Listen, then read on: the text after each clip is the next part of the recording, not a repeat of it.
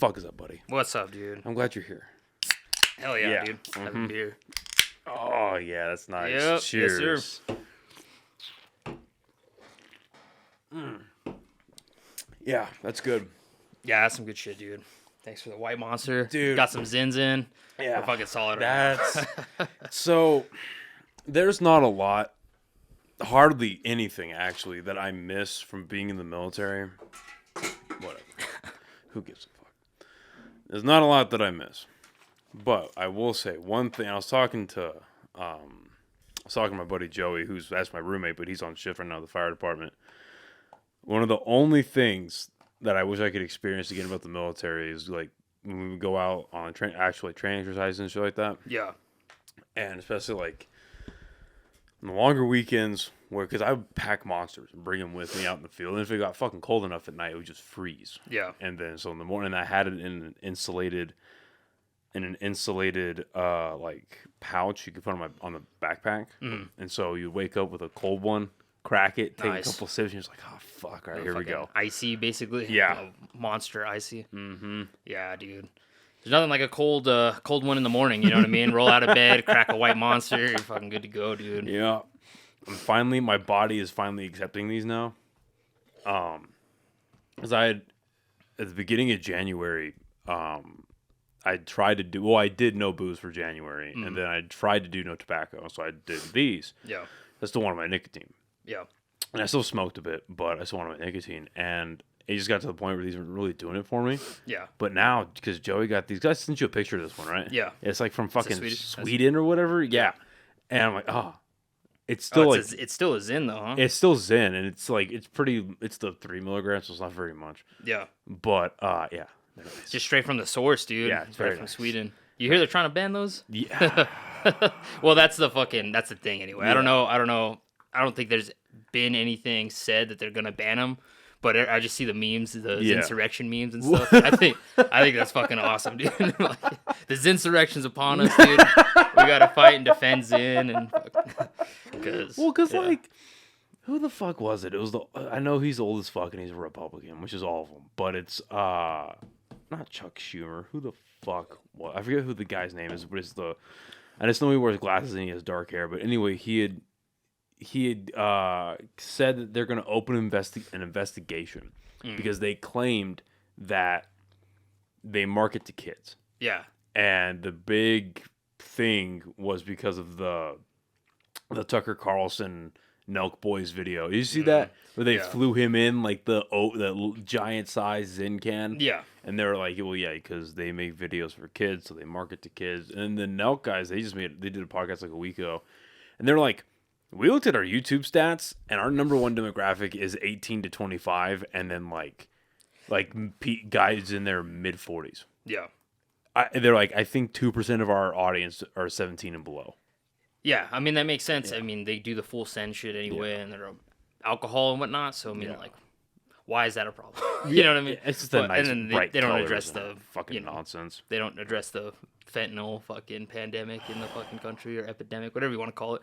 But, nicotine, probably not the most harmless thing in the world either. But I don't know. I would like, I don't know. Well, pure nicotine doesn't seem to have the effects that like tobacco does. Right. And there was I remember I saw this video. It was on fucking TikTok. I don't know how reliable it is, but it was this guy who took a Zin pouch, cut it open with a razor blade, put it onto a little like examining thing, put it under a microscope. Yeah. And like, I thought that was going somewhere else. And like, wait.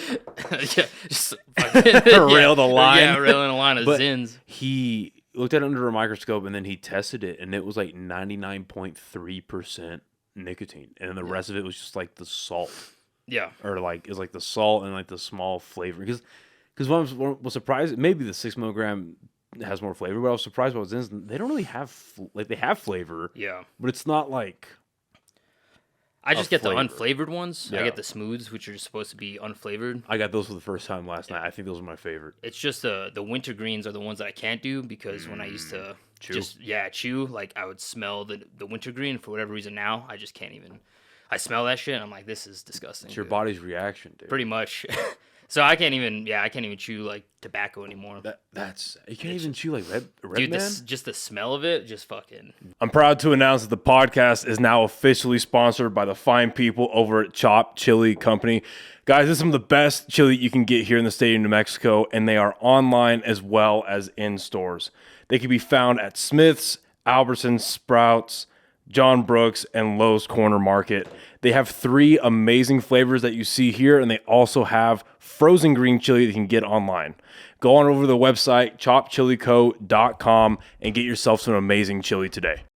Podcast is now officially sponsored by the amazing people over at High Desert Relief, a premier herbal destination right here in the state of New Mexico. They have extremely well-trained and knowledgeable staff that are more than happy to help you find what you're looking for or try something that you maybe have never thought of. They have 2 locations here in Albuquerque, 1 in Santa Fe. All 3 will be listed right here and in the description of this episode. All 3 offering legendary products at absolutely legendary prices, including this awesome merch that they were so kind enough to gift me here.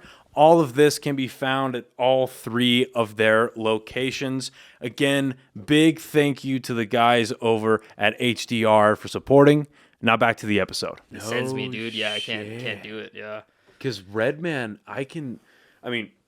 there have been days where I'll have, I don't know if they're called a lit because it takes up half your fucking job, but yeah, I'll have a fucking thing in of Redman pretty much all day. Yeah. And nothing. Well, so Redman, you can you can actually chew it, right? It's like full of tobacco leaves and stuff. You kind of chew it. Exactly. So I'll throw it in, and then maybe after 45 minutes, it starts to lose its potency. So I'll chew it a little bit, put it back in place, and it just goes right back to business. Yeah. So I never got into Redman at all. It was just the straight shot. I would do Stoker's Wintergreen. Yeah. And Grizzly Wintergreen. That's either the one. cheap Wintergreen. Yeah. Oh yeah. It's the cheapest.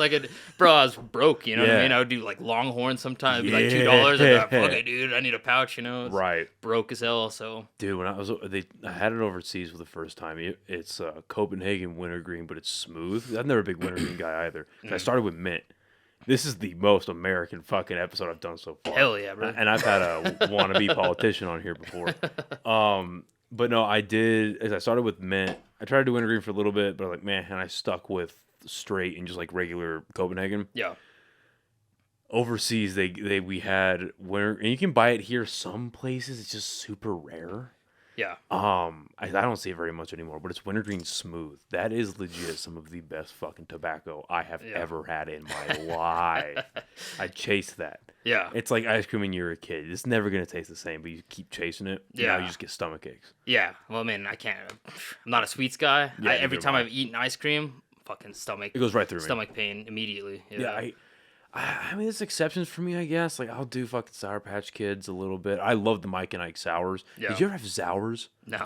Oh, dude. So they were Mike and Ike's, but they were super fucking sour. Mm. And so they weren't even, they got to a point where they never even called them Mike and Ike. They were just Sours. Okay. And they had these 2 Mike and Ike looking characters that are cracked out of their mind. They used to sell them at Blockbuster, and they went away for a very long time. The strips? No, they're little Mike and Ikes, but they're sour. Okay. And they had, but they were tougher than a regular Mike and Ike. And they went away for a while, and they came back 6 months before I deployed. And that's literally, when anyone would ask me, what do you want from home? I was like, a comic book and that. That's it. Mm. That's we got Chew.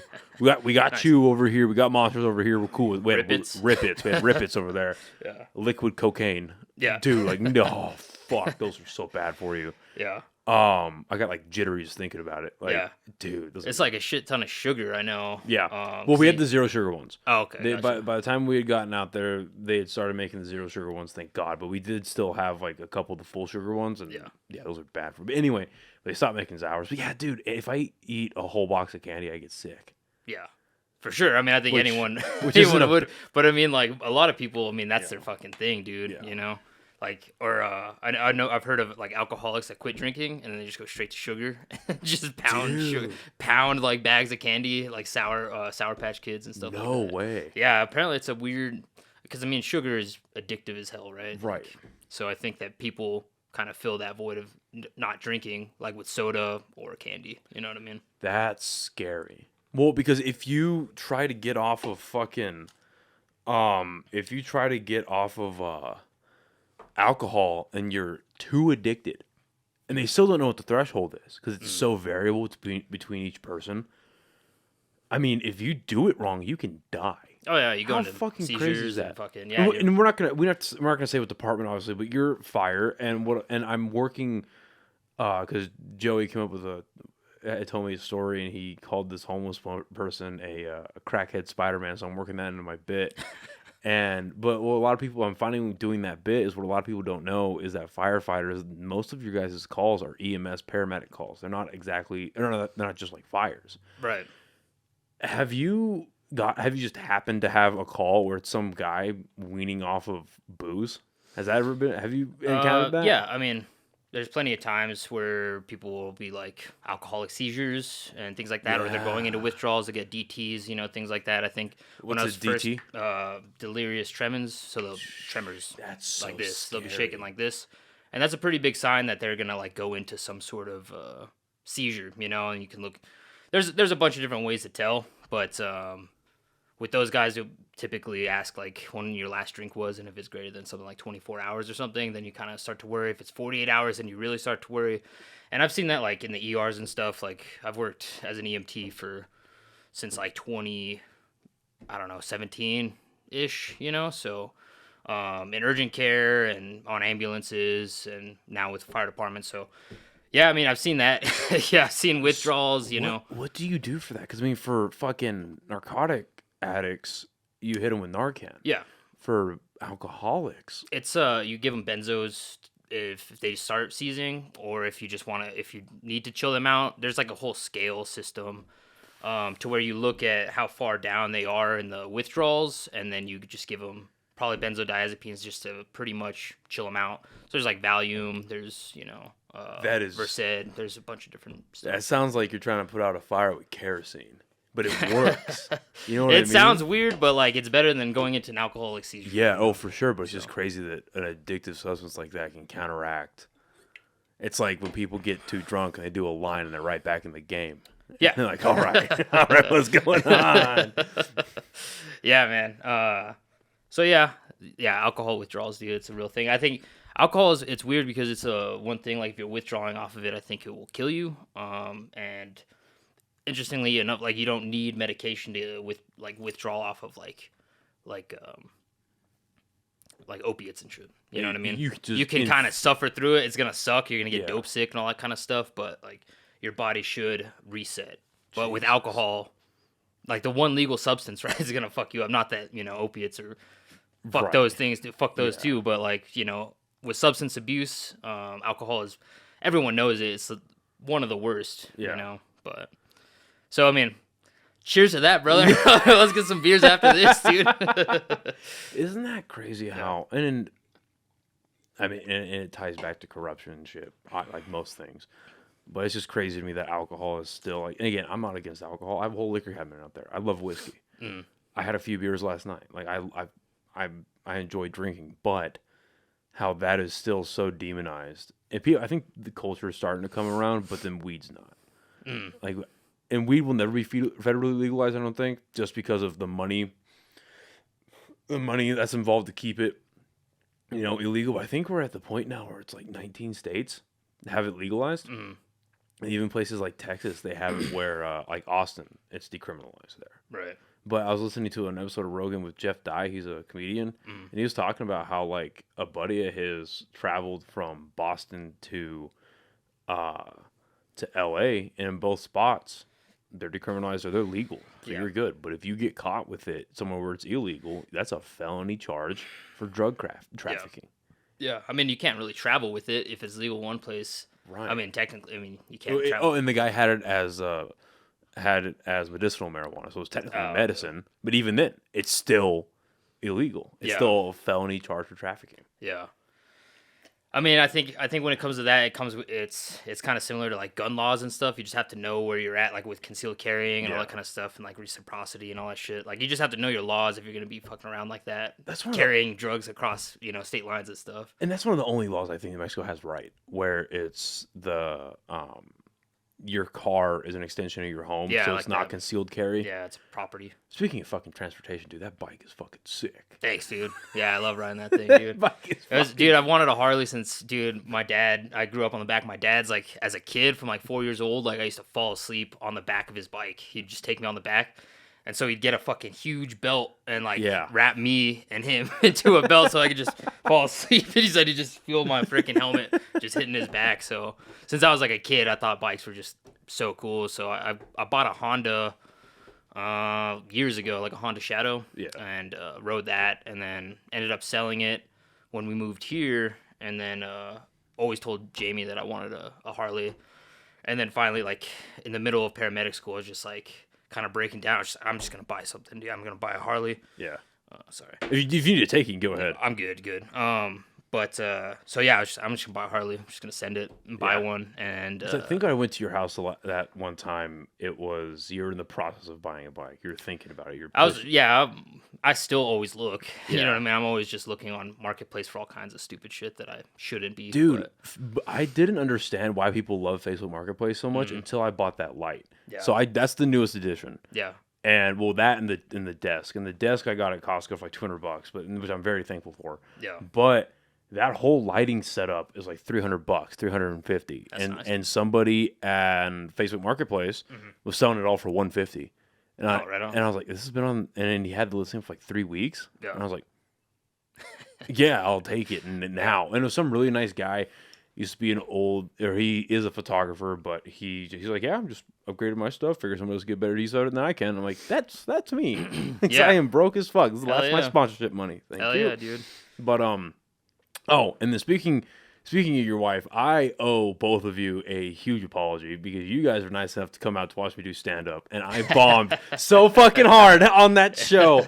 I bombed so hard because the first time I did, well, it was technically my second time doing stand-up, but my first show at that brewery, I did like a C+, B- at best, but for a new guy, that's not bad. Yeah. And I was an idiot.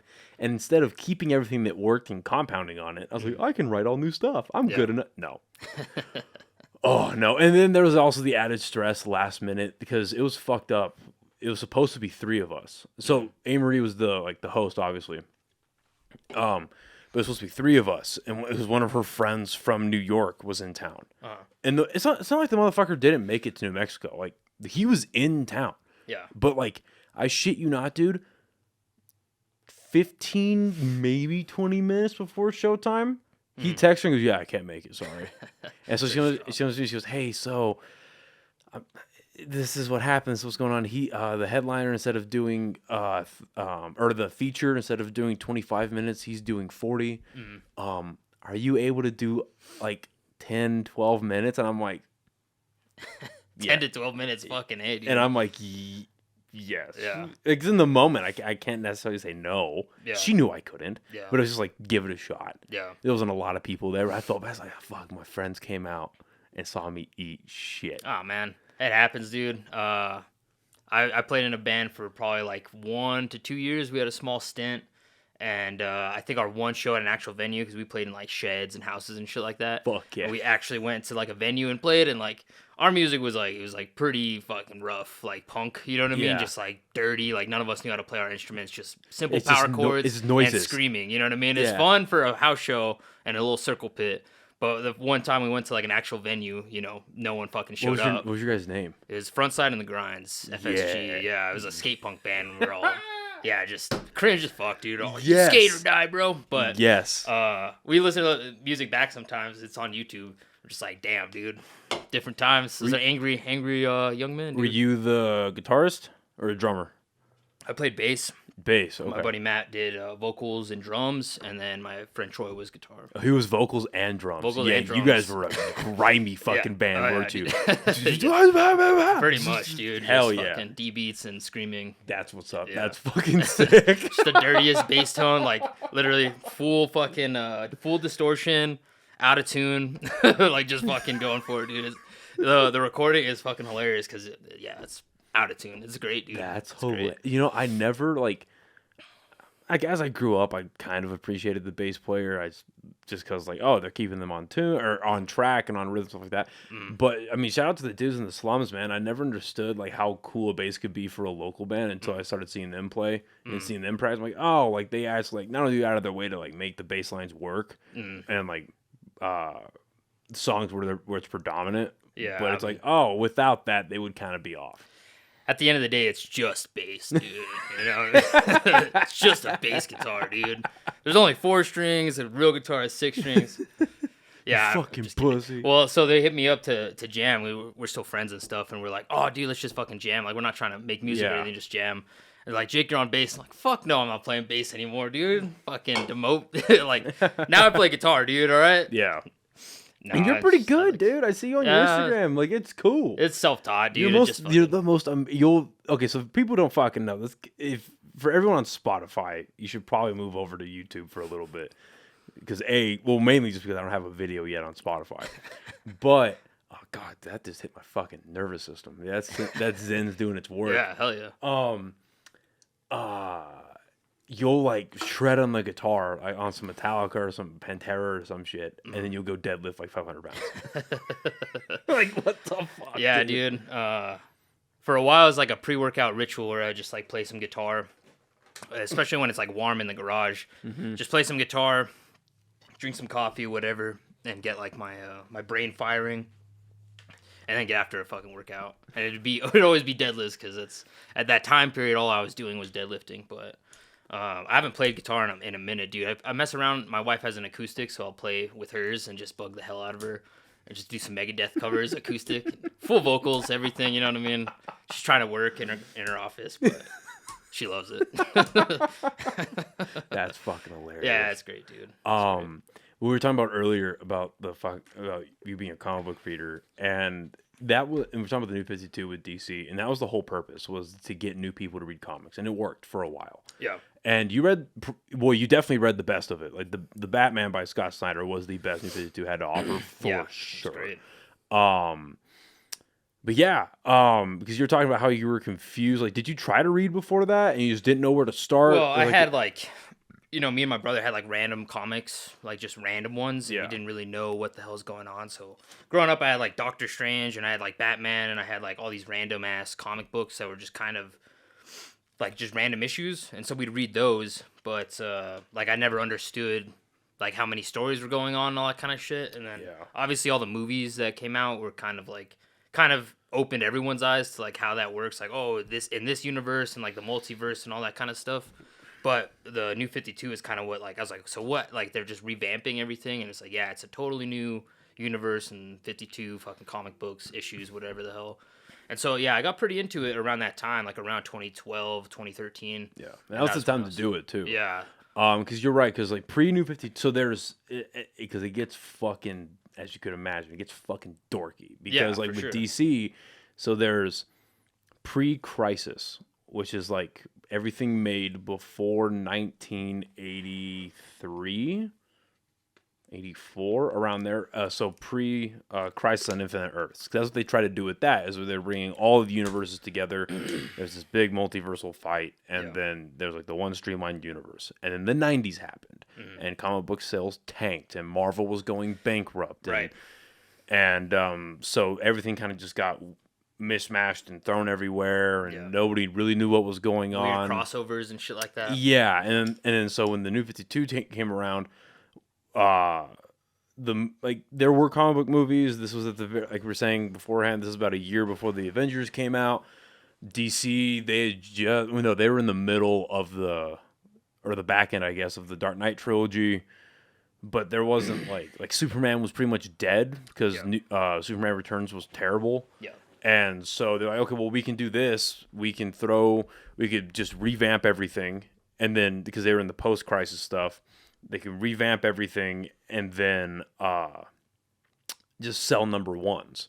Yeah. Because like you're like the definition of a casual fan. Yeah, absolutely. So you could look at the stand, Batman number 1, Superman number 1. And it was cool as shit because you're just like, number 1, what the fuck? You know what I mean? It's just cool. You know what I mean? To have that first issue and then like start all the way over is how I felt. You know what I mean? Because I was like, the last time there was an issue number 1 like as far as I knew, was just like in the 40s. back in the 40s. Yeah, exactly. Right. So I thought it was cool back then, and then reading those issues got me into like reading like the older ones, like the Long Halloween and like the Dark Knight Returns and all that kind of shit. You know what I mean? It's my fucking jam. Yeah, and then so I have like all those books. I haven't cracked them open in a minute, but I bought a bunch of those around that same time period and got pretty into it. And then I had like downloads, like I fucking torrent. You remember torrenting? Yes. Yeah, so I torrented like all of Ultimate Spider-Man, and I read like literally like fucking 300 issues of like Ultimate Spider-Man and just on my laptop at the time. Yeah, this one. Yep. Ultimate Spider-Man, dude. Yeah, so and then I don't really know what stopped me.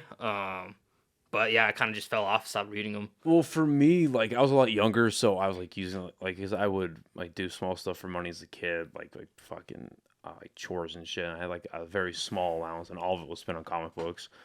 And then that's what I would ask for Christmas. What really got me out of it was just I was just not. I don't know.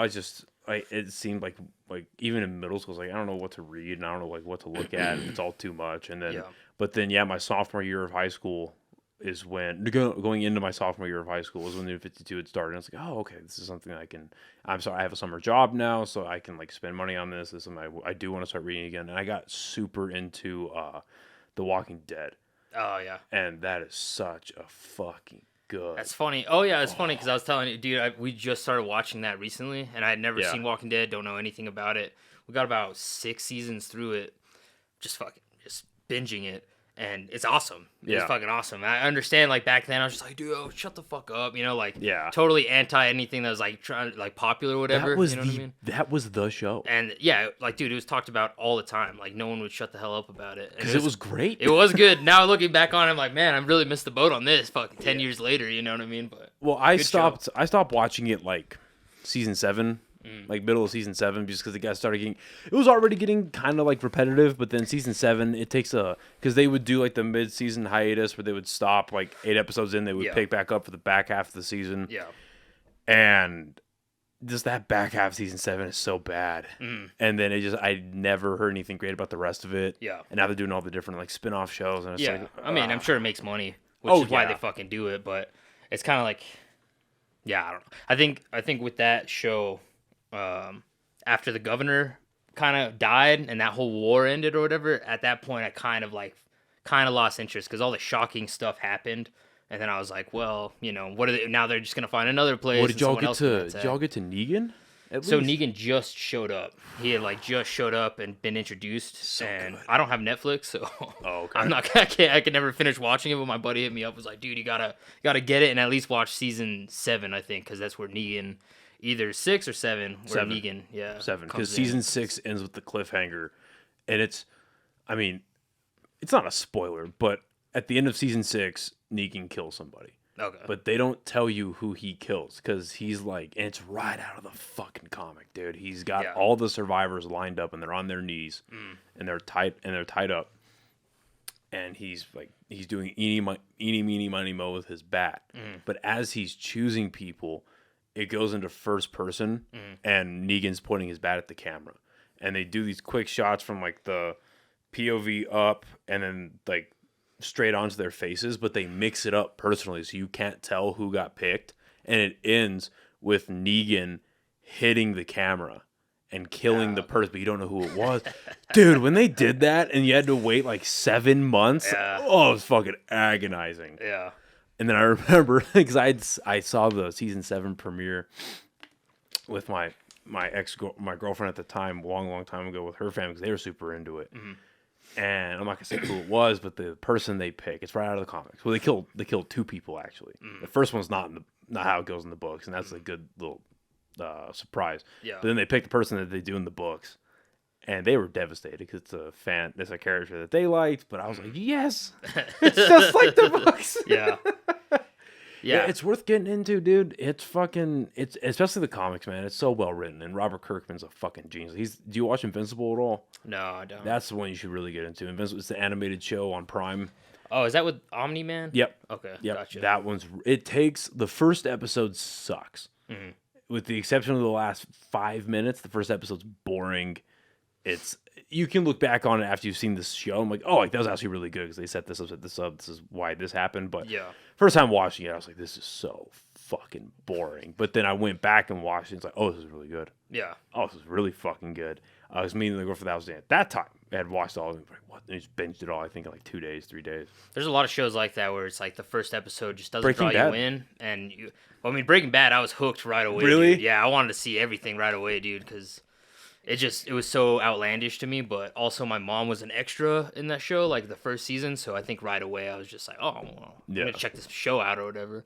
But I feel Peaky Blinders did that to me, where I like watched the first episode like 2 or 3 times before I was like interested, and I kind of skipped around, and then it got really good. Sons of Anarchy was the same way, even though that show is stupid as hell as well. It's a bit of a guilty one, but a lot of those shows, that first episode just never draws me in. But I have a short attention span anyway. Like fucking iPhones have ruined me, dude. Bouncing all over the place all the time. So that really started setting in how fucked my dopamine system is from smartphones and from social media. Yeah. About a month and a half ago, when I was like, I'm bored. What am I doing? And I found I found like my attention span leveling out by scrolling. Oh yeah. And I was like, fuck no. Yeah. No. Yeah, I fucking doom scroll like a motherfucker sometimes. Yeah. Dude. Just be fucking like I won't even be like watching anything. I just be scrolling. It's pretty bad. Sometimes I'm just like, damn, like I need to fucking find a hobby or go do something. Like, need to go lift or something, dude. Because this is like, what the hell is going on here? But every time, like, I'll scroll, like maybe see a lifting video, okay, whatever. 5 seconds later, some skateboarding, okay, and then I'll see like someone getting just destroyed by a car. I'm like, okay, keep scrolling. You know what I mean? It's just like the weirdest shit, the weirdest feed. But and that's why I love doing this, because like even like during podcasts, my brain would like phone. Yeah, phone. But then like it helps me stay zeroed in. It helps me like be invested. Just when conversations go really fucking well, I'm like, oh, okay, at least I had 1 to 3 hours of nothing. Yeah. Before just going back to the bullshit. You know what I mean? Just human interaction for a couple hours or so. Did I send you the fucking video of the cop where an acorn fell in his unit? And he thought he got shot at. No. I said, oh my. You may have, but I don't know. Oh my god! So it's a video. If I didn't, I'll find it after this. I'll send it to you. I'm not making this. It's body cam footage. Mm-hmm. And the cop, he's walking by he has a police van, and an acorn falls on it, and he yells into his radio. He's like, "Shots fired!" And he like falls to the ground and starts rolling around. And then he's like laying down, pulls out his gun, and just starts magazine dumping into his fucking car. Shit. And then he starts saying that he got hit. And then you hear like neighbors coming out of their homes like, what's going on? What's happening? And it's, yeah. So that's bad. It's shit like that on Instagram and Reddit. Right? Yeah. Just like, what am I watching? Yeah. Or like the cars are getting ran over by semis. I get a lot of videos of that. Oh, yeah. Or it's just like, oh, yeah, they're dead. Yeah, I get some gnarly ones. I'm like, there's no way that they survived that. I saw like a nasty one of a bull just fucking hit it. It was like I guess a rodeo. But I don't know if it's a rodeo clown or someone. He's running away. But dude, I fucking watched it like 10 times. He just flipped in the air. Like, it's just it's a sick human thing. I don't know. I just like watched it. I just kept watching it. Just like, this is peak entertainment right here. We are sober, by the way. Yeah, absolutely. Yeah. Dude, how crazy is it that that's a part of it's in Spain, right? They're running with the bulls. Yeah. How crazy. They're like, okay, here's what we're gonna do, guys. We're gonna line up like maybe 2 yards in front of the bulls. We're just gonna let them go, and then we're just gonna try to get away. Yeah. We're gonna do that once a year. Pretty fucking awesome. And then just survival of the fittest, bro. Just fucking see what happens. Do you know how quickly? Because isn't that the intro to like Jackass 2? Yeah, I think so. Right. I think so. Do you know how quickly I would jump through a window into a house and just stay away from I would last 5 seconds. Yeah. And I'd pick up the nearest rock, break a window, and jump in. Yeah. I'll deal with the stitches of the glass charring me up. And no, I'm not running away from beasts. I saw this other fucking awesome video of this dude. He literally grabbed the bull by the horns and he's fucking wrestling it down. It was sick. It was the sickest thing I've ever seen. Like the painting from Dodgeball. Dude, but it was like real. Like it was a video of this dude. Like the bull was like taking him, but he had him and he like hip tossed the bull into another person, and I'm pretty sure that person got impaled.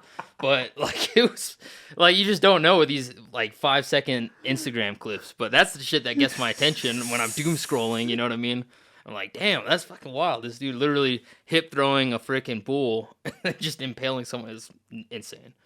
But if I had like a time machine, I would love to grab a settler from like the 1800s, bring him to the future, and do a brain scan. And then it's some 25-year-old that got sent on the trail to go find a new western town, or maybe they're like on a fucking wagon and they're going towards California for the gold rush. Shit like that. Do a brain scan and then compare it to a 25-year-old today. And just see what parts of the brain are lighting up, what parts of the brain are dead. You know what I mean? Yeah. Like that. That's such a. I think we're evolving in the wrong direction now. Are you calling me stupid, dude? I'm not calling. I'm just kidding. I'm calling all of us deprived. I think we're all pretty bad, far off. We're pretty all far down the rabbit hole with the iPhones. But I think it's good in some ways. You know what I mean? No. Like the technology has helped us out a lot. But I think not. I wouldn't say we've hit our peak potential, but I think it's just taking us down a path nobody really saw. Of course, yeah. Well, and then the guy, so the guy who made the documentary The Social Dilemma, right? Yeah. You ever seen that Social Dilemma? Okay. Yeah. So he went back on Rogan like 3 months ago, and he brought someone with him, and he brought a guy with him that worked on Social Dilemma with him, and they have done other projects, and they were going around on the speaking tour right now talking about the dangers of AI. Well, the guy, he just casually drops it in the conversation. He goes, yeah, I invented the infinite scroll, was now being called doom scrolling technology. I invented that. Yeah. And now and I was reading or listening to it, and I'm like, is no one going to fucking tell him to go fuck himself? Is nobody? And I think because he owned up to his invention. Because if you remember, like, old school Google, you could only get so many search results. You had to press the next O, and then the next O, and then to keep. But he came up with the tech, or I guess the technology, just keep the page infinite. Yeah. To where you're just infinitely scrolling, and that got copy and pasted from Google into social media apps. Yeah. To where like Instagram pages don't have an end to press next page. Yeah. It's only until you die. Yeah. Do you remember when Instagram you just run out of photos? Yeah. And I guess I'm done with Instagram for now. Yeah. Yeah, that's not a thing anymore. But it's funny because like I have a lot less stuff, obviously, like on the podcast page that I follow than I do on my personal. Yeah. So what Instagram will do now is it's the equivalent, I guess, of you've ran out of pictures or like no more like posting or whatever. Yeah. It'll just say you've seen all the new posts from your followers. Here's suggested ones or old ones from followers you might have missed. Oh. It's like, fuck.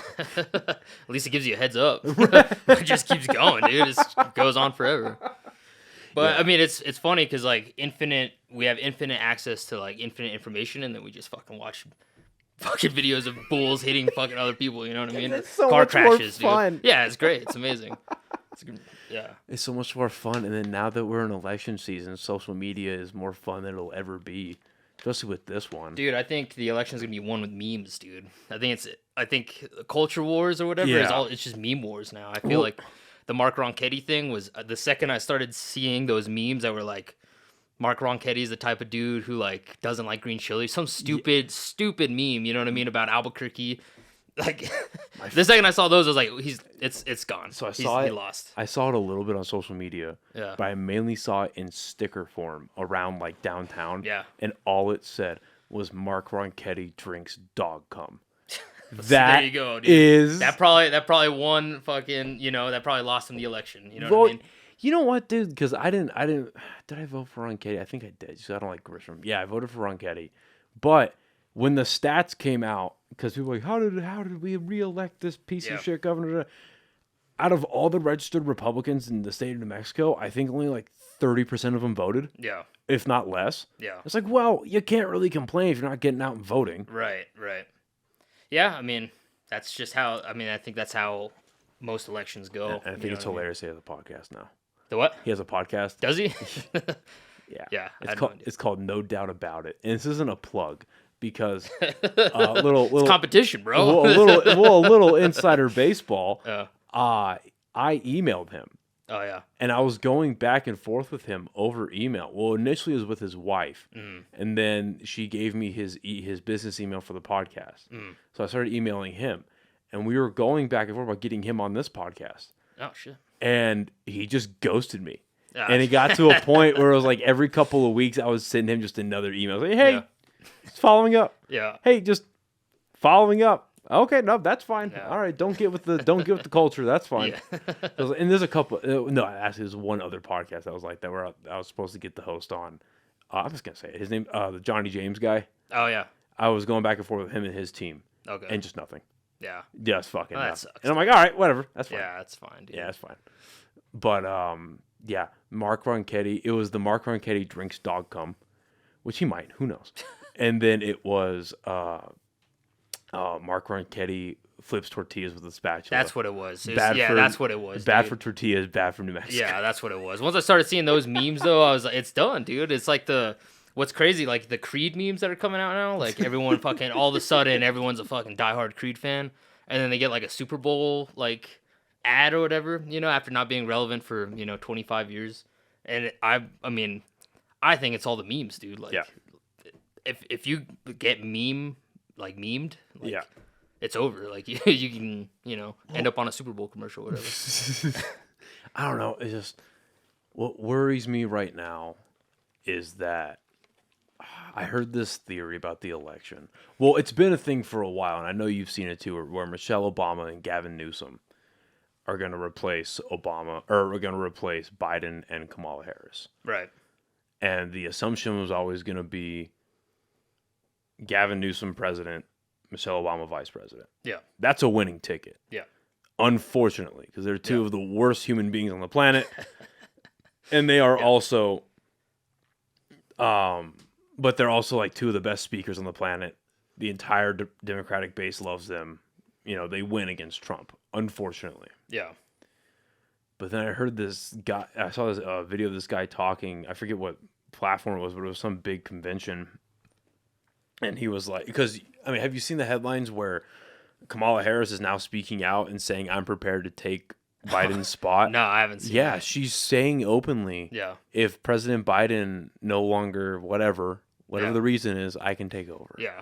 It's like, oh, fuck. I saw some video of Biden, and there's so many stupid, there's so many fucking videos of this guy, but it's, he was like, yeah, if anything went poorly, I would just act like I had some sort of horrible mental disease and unable to complete the job and then just kind of fade away into nothing. He literally said, it's literally like a video of him saying this, you know what I mean? I'm just like, that's some trippy shit. And then did you see the thing I posted on Instagram, after the Super Bowl thing? Yeah, we got the red eyes. Bro, that shit, I was like, there's no way this is his actual account. Is he a fucking troll? All of a sudden his team decides to troll like that, dude? Because everyone, Mr. Pfizer and all that kind of stuff, with KC and Kansas City with Travis Kelce. Oh, all this kind of shit. And then people were saying Taylor Swift. There's some weird shit, some weird conspiracy stuff, Alex Jones level conspiracy stuff that Taylor Swift is a clone of some fucking witch. Dude.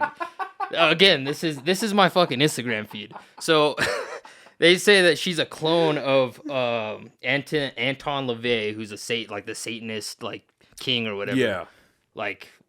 One of his witches or whatever. And so there's these MMA fighters, it's fucking Strickland? No, it's not Strickland. It's Bryce Mitchell. I know him. Yeah. Big fan of him, but some of the shit he says, he's on that level. You know what I mean? And he posted something like that, confirmed, you know what I mean? All this kind of shit. And oh my God. It's just people go fucking deep on this. I love conspiracy theories, Same. but some people just go to the point where you're getting metaphysical with everything, and you're talking about witches and shit, and Satanism and stuff. I'm like, you gotta chill out, dude. Well, I heard this guy talking about the Obama thing, And he was like, they're going to get rid of Biden before the election. Yeah. And they're going to have Kamala Harris run the country for the last couple of months. Yeah. And he goes, well, in today's culture, how do you replace a woman of color with another woman of color? And it's Michelle Obama as president and Gavin Newsom as vice president. Yeah, it's some crazy shit, dude. And that scares me even more. Yeah, it's some crazy shit. That scares the fuck. Because talking about conspiracy theories, the theory about that Biden's not we all know that Biden's not running the place, right. But that Obama's been running it still. Yeah. It's like, well, why is like, and I'm not saying they're right, but why is he still relevant? There's a video of Obama as well saying, I wouldn't run for a third term, but I maybe be calling the shots behind someone else. You know what I mean? He fucking straight up said that in an interview.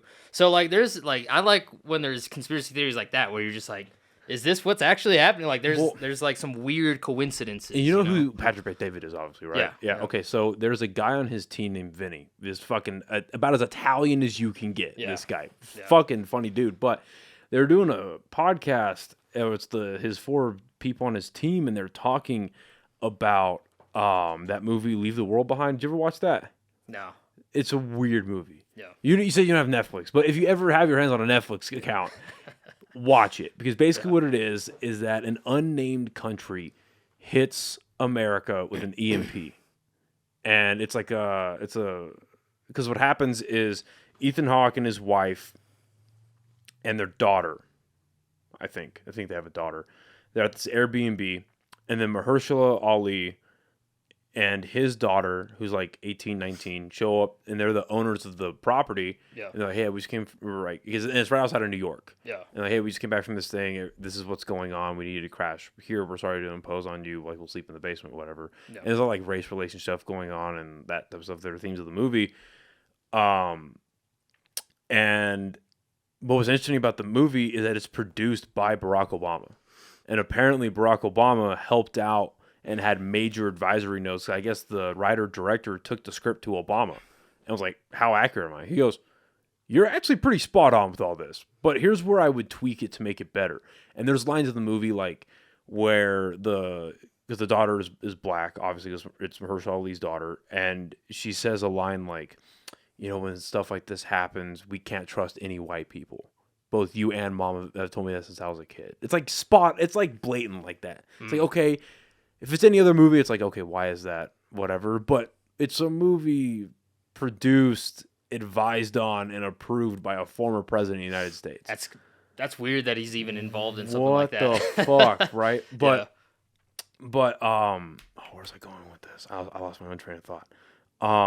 Because Obama and his wife, they because Vinny was talking about how, and he had like evidence to back it up, where like the Satanists, like the globalists that run that goddamn globalists. My favorite meme of Alex Jones is it's like the schedule of like I wake up, I do this.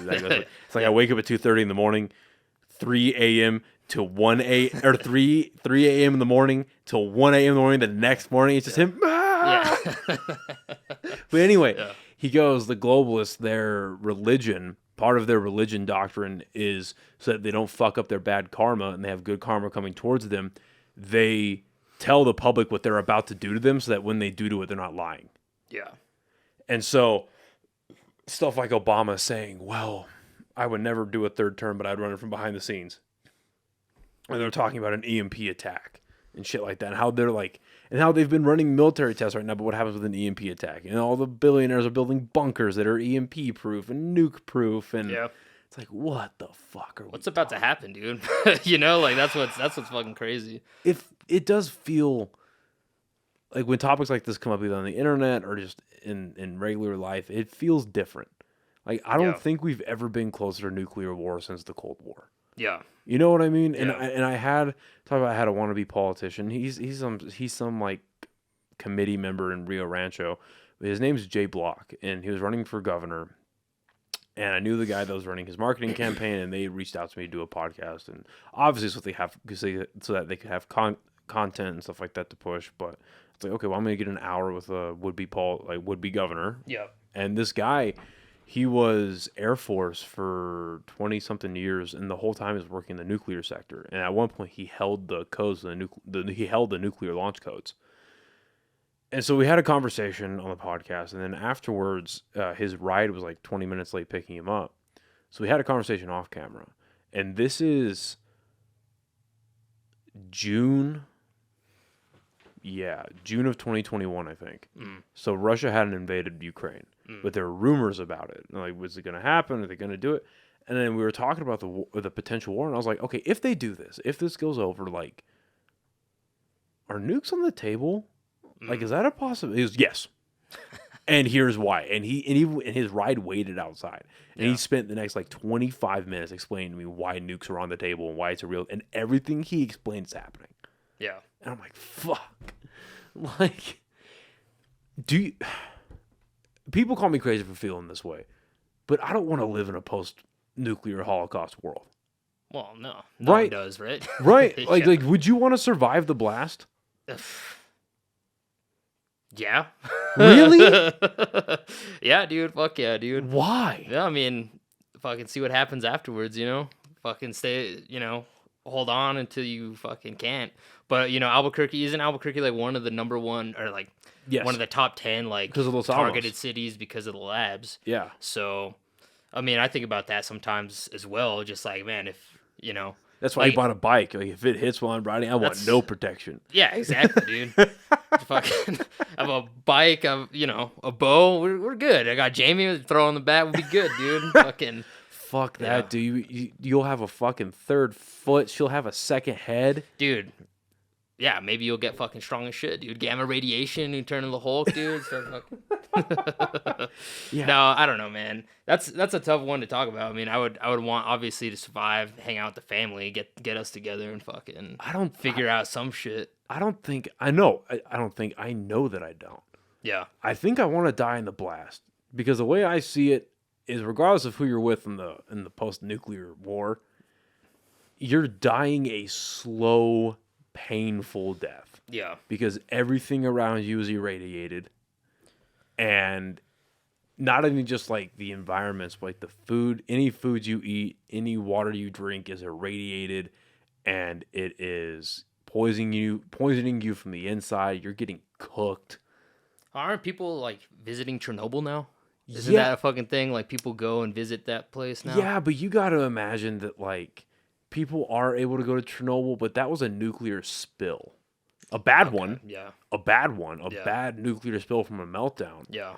But this is nuclear bombs going off on land, nuclear bombs that get hit by our anti-missile defense systems in the air. Well, think about this. Like, they tested that in White Sands. Yeah. So, I mean, if there were radiation, I mean, New Mexico's feeling that anyway. Right. But with White Sands and with the Trinity site, you're able to go, but you can only visit twice a year. Yeah. You have to have a verified medical check or whatever before you go.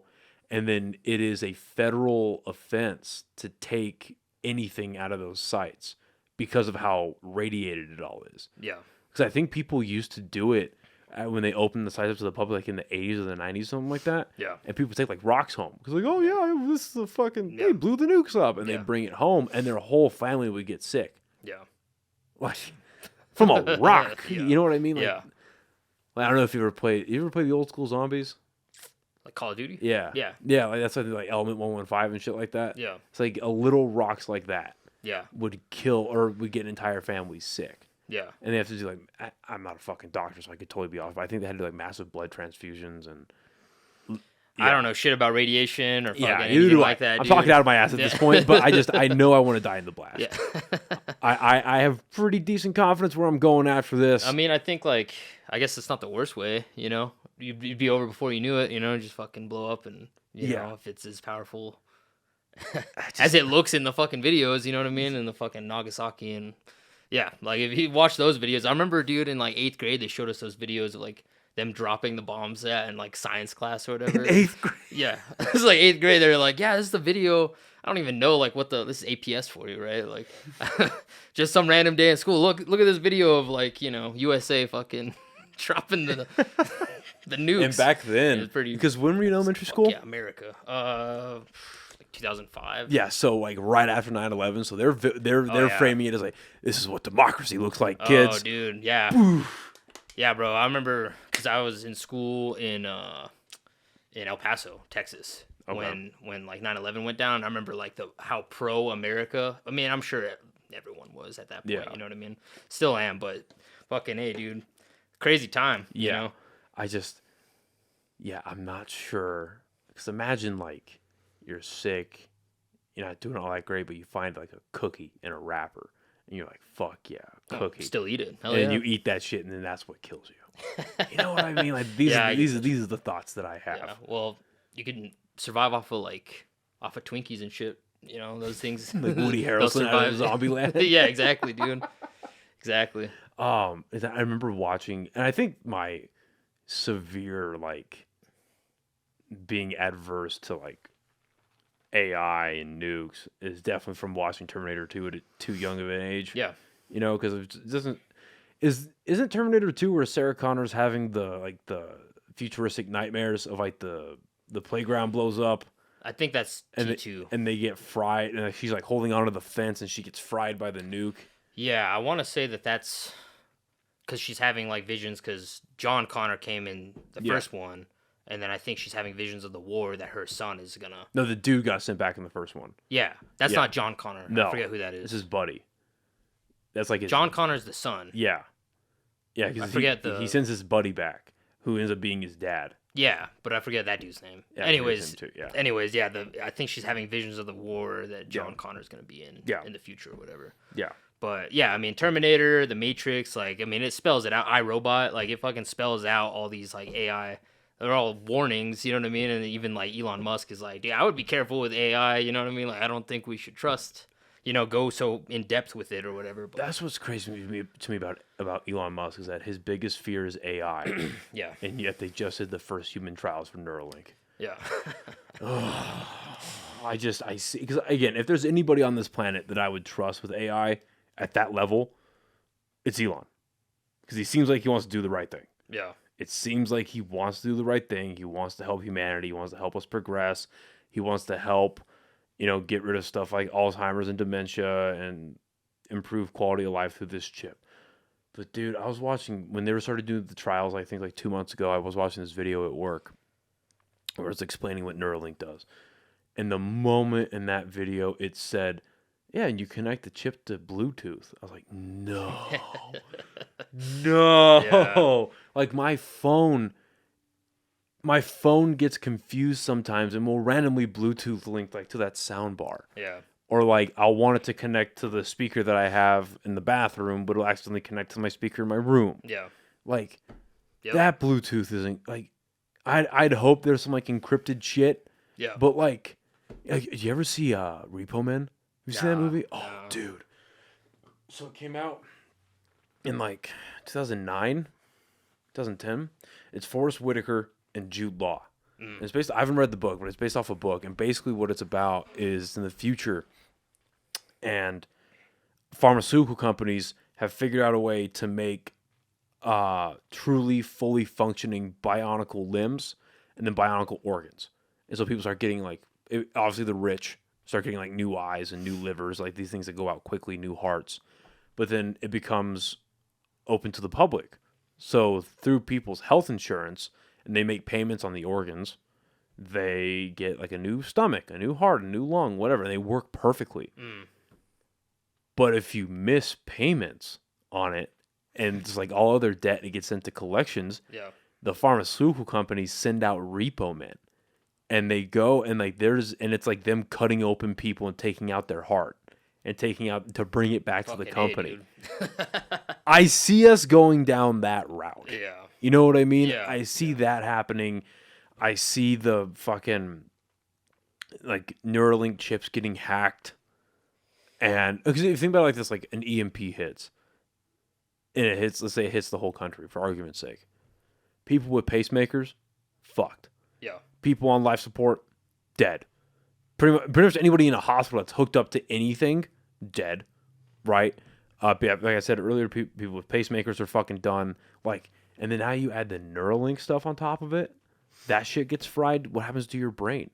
Yeah. Because what it does, have you seen what the Neuralink does? No. So they cut open the brain, or they cut open the head, and they cut out a chunk of your skull, and I think it's called the dermis that's separating from the skull to the brain to the skull, and they expose the dermis, and they put the chip in, and the chip has these little micro needles that go just below the dermis, and it creates new synapses in the part of the brain that eventually spread to the whole brain. So your brain effectively gets hooked up to the Neuralink. So what happens if the Neuralink gets fried? Man, like, fuck this. Fuck this planet, dude. You see what I'm saying? Well, yeah. I mean, this is why I drown my brain out with fucking comic books and shit. This is why. Smoke a little weed, read some comics, play some video games. Yeah. I think everyone in this day and age has their fucking escape or whatever from just reality, you know what I mean? Well, it's just like, I fucking hate hearing shit like that. Like, everything you just told me, I'm just like, I fucking hate this, dude. You know what I mean? Like, I hate hearing that shit. And it's terrifying, you know what I mean? But, and speaking of, like, how long have you been powerlifting for? Like 4 years. What got you into powerlifting? Dude, I don't even know. To be completely honest with you, I think, like, I grew up skateboarding, and I got a pretty bad shoulder injury, like dislocated my left shoulder, and it dislocated like back this way, which apparently is insanely rare. And it's just falling off the board, or? No, I was doing like a nose grind down a hubba, and when I landed, like, for whatever reason, my shoulder was out this way. So I was like, what the hell is this? And I like went like that, popped back in. Really weird. Yeah, I was just like, that's a lot of pain, and tried to figure it out. And I like did some research, and it was like, well, if it dislocates this way, like, your traps are weak. You know what I mean? Your back is weak. Like, you need to focus on your back. So I started doing some, like, you know, how do you build a back? How do you build traps? All this kind of stuff. And then ended up Google deadlifting. just said deadlift. Pretty. I mean, it gives you stupid shit. It's like, do shrugs, you know, 10 sets of 10. You know what I mean? Like, it gives you retarded advice. But yeah, that's basically how I started, like, lifting again. And then it kind of just morphed from that. The pandemic hit. And then I had really nothing to do, but we had, like, weights in the garage. And because I was living at my sister's house, and she's a trainer. So she had, like, a barbell and some weights. And I was just like, well, fuck, I'll just try to, like, lift here, I guess. And all I could really do was stupid shit like Zerchers and deadlifts. Well, because I needed a squat, so I just, like, there was no rack. It was just a barbell and, like, a piece of plywood. So just, like, old school as shit, you know? You are the most fucking caveman guy I know, and I love it. Yeah. Hell yeah, dude. We got to keep it simple, dude. You got to keep it simple always. Because your garage set was pretty sick. Yeah, it's evolved, dude. It's evolved a long way. Initially I was benching off of my amp. I had my amp as a bench. And there's a sick video. I had some concrete plates. It was fucking cool, dude. It was a cool setup. And I need to get back to my roots, honestly. I think I've gotten really bougie, dude. I'm starting to go to the gym and then fucking build up my garage. But so you start deadlifting so your squat replacement is doing Zerchers.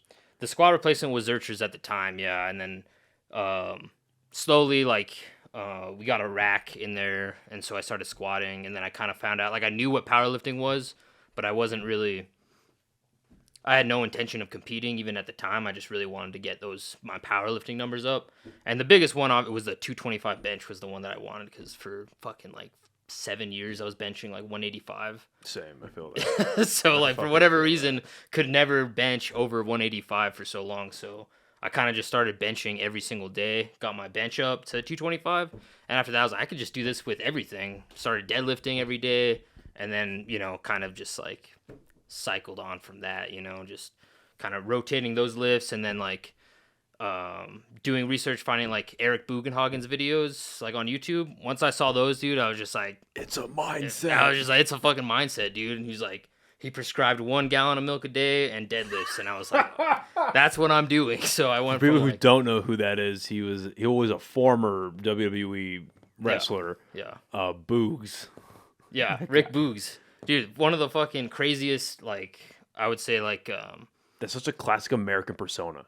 Yeah, just like crazy ass dude just yelling, you know what I Yeah. mean, and fucking doing crazy lifts. Like, and at the time that he was doing like Jefferson deadlifts and all that kind of shit, like, I don't think anyone was doing those at the time. Like now they're a little more popular, but yeah, he inspired me to start doing all that shit, and then that's kind of like where I started doing Jeffersons and all that kind of shit. Because that dude was like, I mean, most WWE wrestlers, the guys are fucking ripped, most of them. Yeah, But that dude was like cut. yeah. Which is scary. Well, he looks like a bodybuilder, you know. Yeah. I mean, there's a couple dudes in wrestling that have bodybuilder looks now, but like in the 90s, obviously 80s and 90s, like when roid usage was okay in wrestling, you had everyone look like a bodybuilder. But like in this day and age, they do like drug testing, you know, like in quotations. Get the fuck out of here. Exactly. No, they don't. Yeah. You think even like the lower, but like the skinnier guys, like Logan Paul, you think he's fucking... I don't think he's natural, but no. There's wrestlers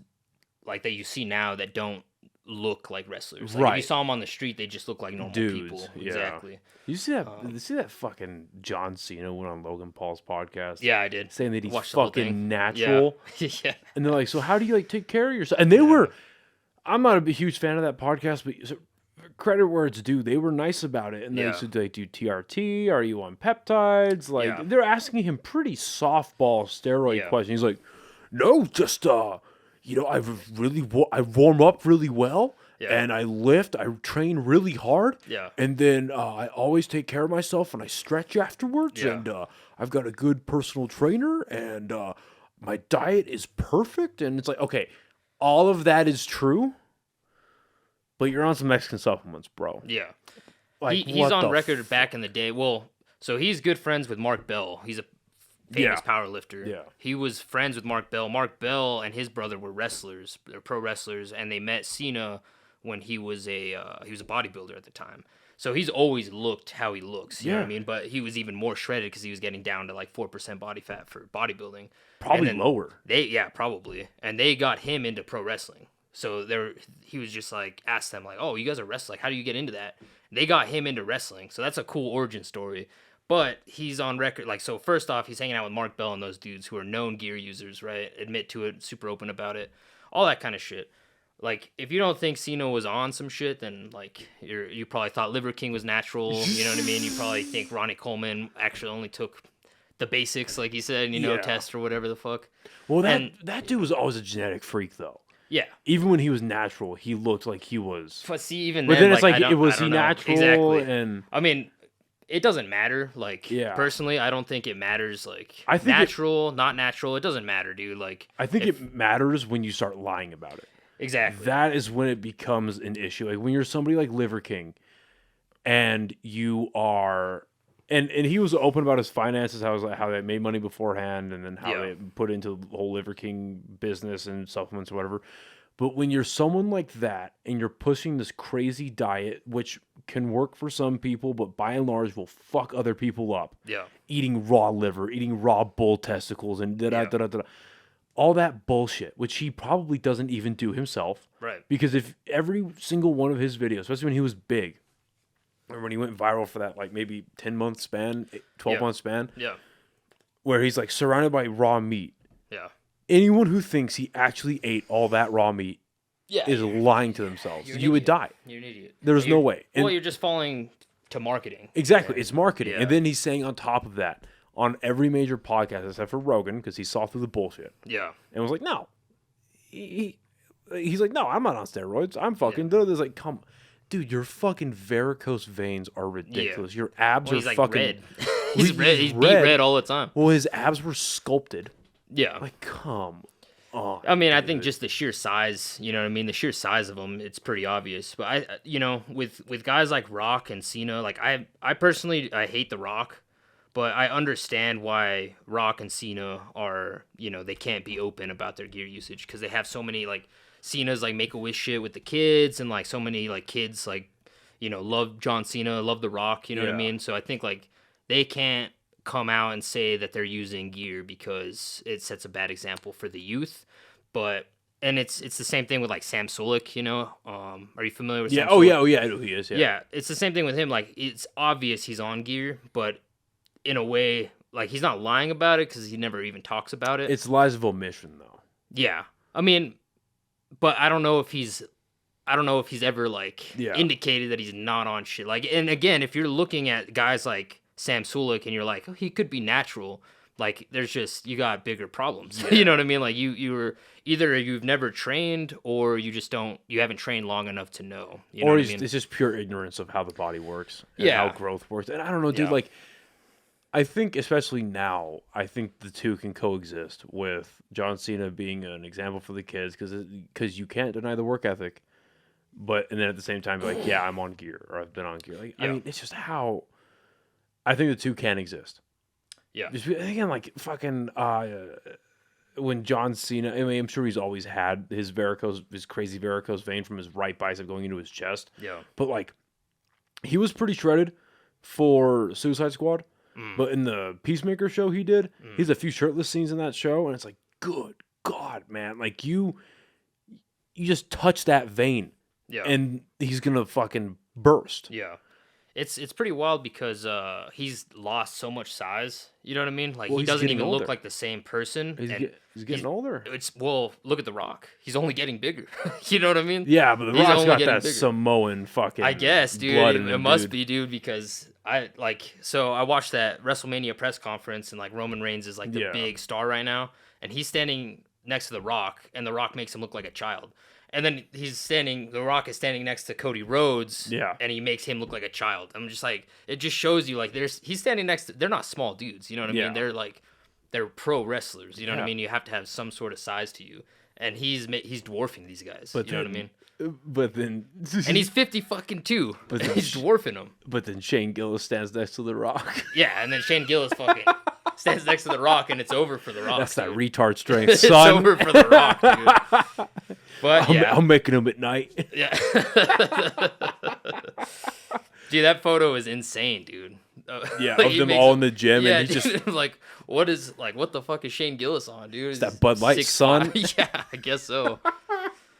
Yeah, dude, but I think like, you know, I think the whole argument with gear and being like open about it, I understand it, but if you're marketing to children, I think that's when it's a problem. Like, there's all these teenage kids, fucking 18 years old, deadlifting 700 pounds, you know, and they're like, oh, bro, I'm just eating chicken, broccoli, and rice, all this shit, and they're clearly on stuff. The scary thing about what you just brought up is the glamorization of trend, like on TikTok and shit.